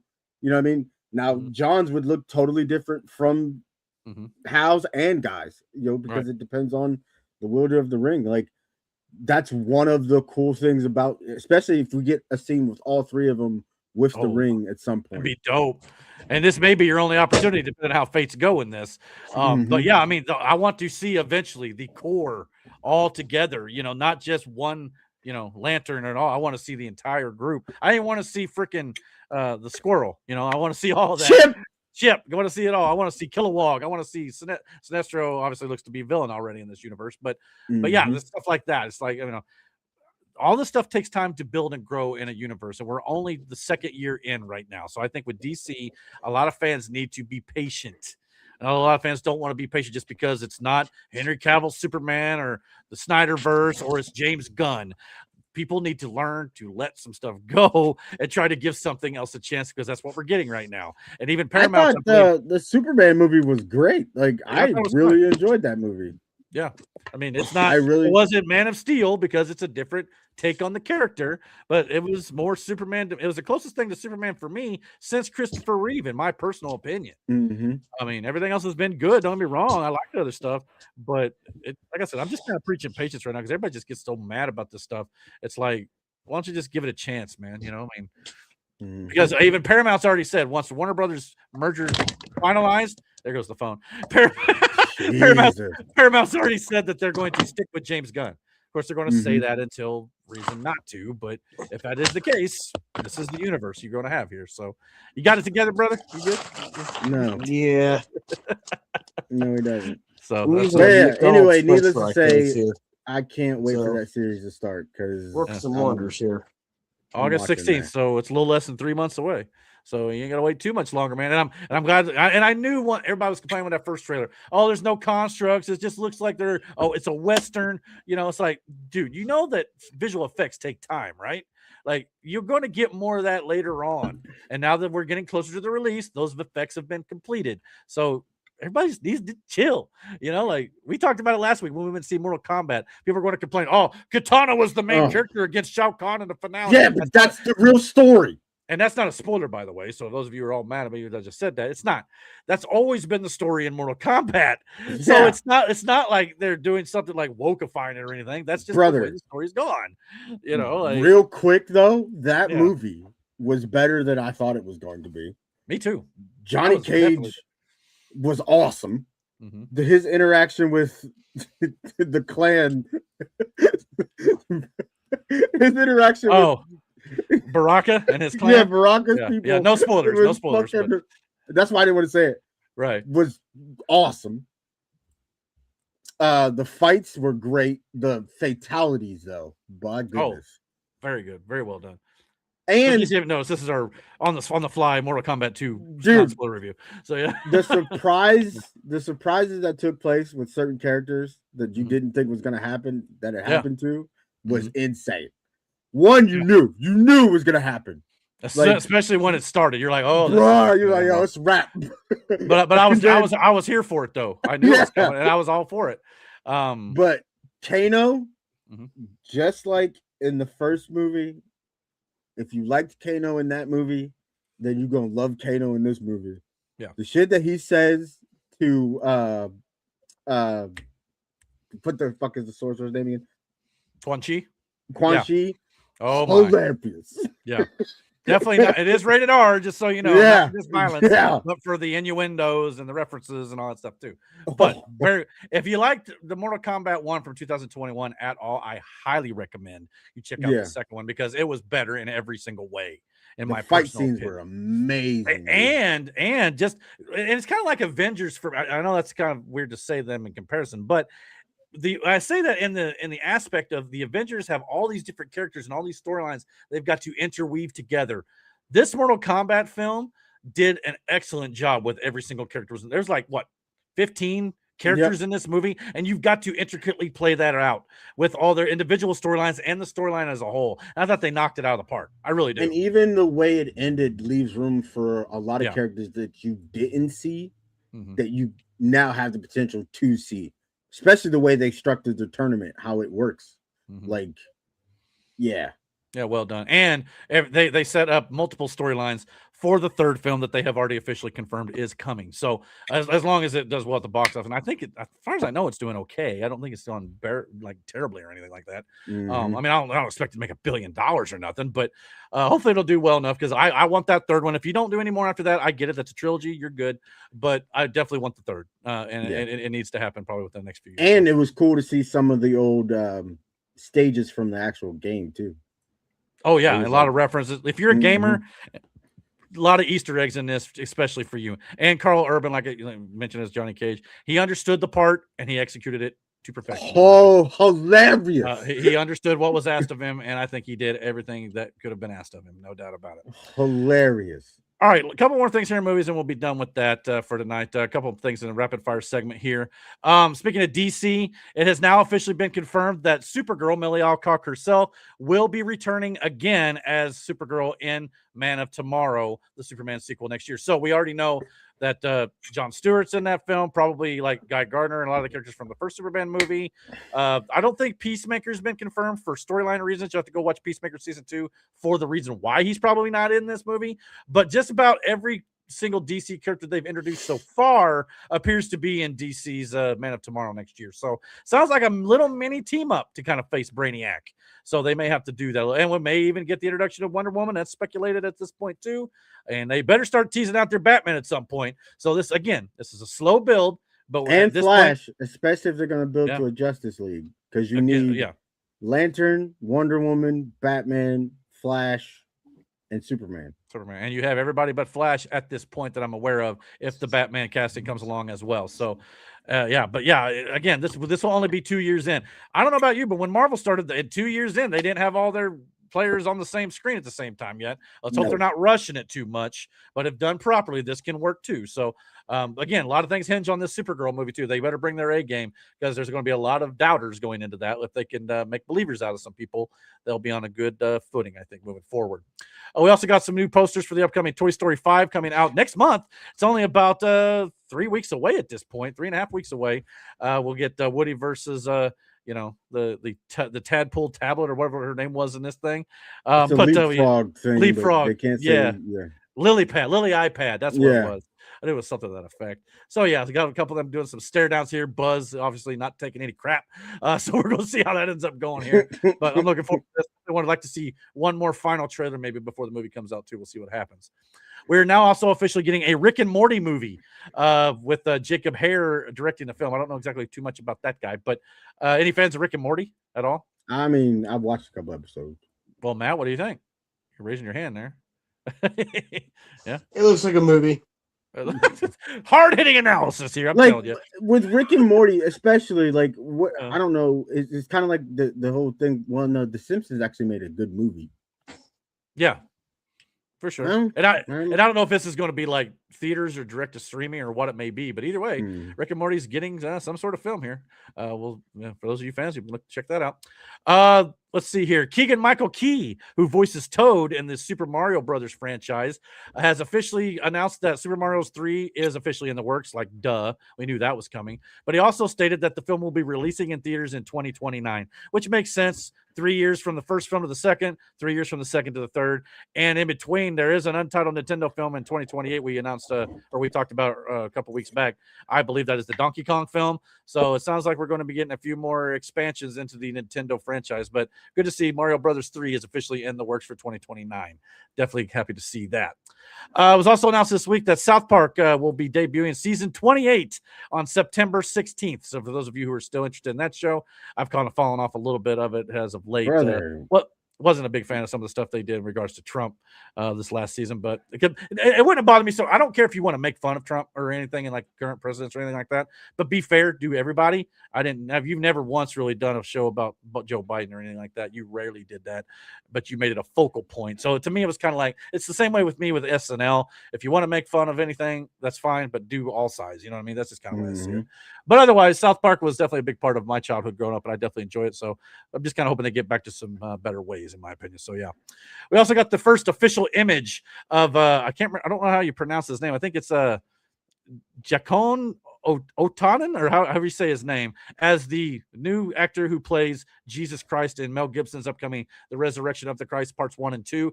So it's good to see the image here of the first image of the movie, but we also now know that the films has been moved around a little bit. It was originally going to come out in Easter of next year and then Ascension Day 40 days later next year. Now both films will be releasing on Ascension Day, May 6, 2027, and then the second part will be a year later now in 2028 on May 25th. So both films are still coming, but it makes sense to try to do two big full films in a year span. Post-production wise would be a lot, so I can understand why they pushed it back a year. So seeing more of that here in the future. And last but not least, in the world of movies and the main show, before we get to the Rumble exclusive tonight, is of course the story of the Mandalorian and Grogu is in theaters as of now. So if you're Star Wars fans, you got something to look forward to there potentially. A lot of Star Wars fans are kind of done with Star Wars at this point in certain aspects, but it's interesting with this one because the critic rating finally come out for Rotten Tomatoes, and compared to the Mandalorian seasons on Disney Plus, it took a bit of a dip when it comes to the reviews at 61% on Rotten Tomatoes. So it's still a good rating. It's more than half of critics are saying they liked it. But once the theaters released the movie last night, we finally got the audience rating. Audience are actually liking us, 88%. That's pretty solid. So I don't know how I feel about this movie yet. But at the same time, I'm willing to give it a shot. It sounds like it's going to be one of those movies that if you're going into it expecting like these deep lore reveals or, doing something to break new ground in the series, you're probably not going to get that. But if you're looking for just a fun time with a space adventure with the Mandalorian and Grogu, the two characters from the show, you're going to enjoy yourself. You take your kids, have some popcorn, go out for ice cream afterwards or whatnot. You'll have a good time.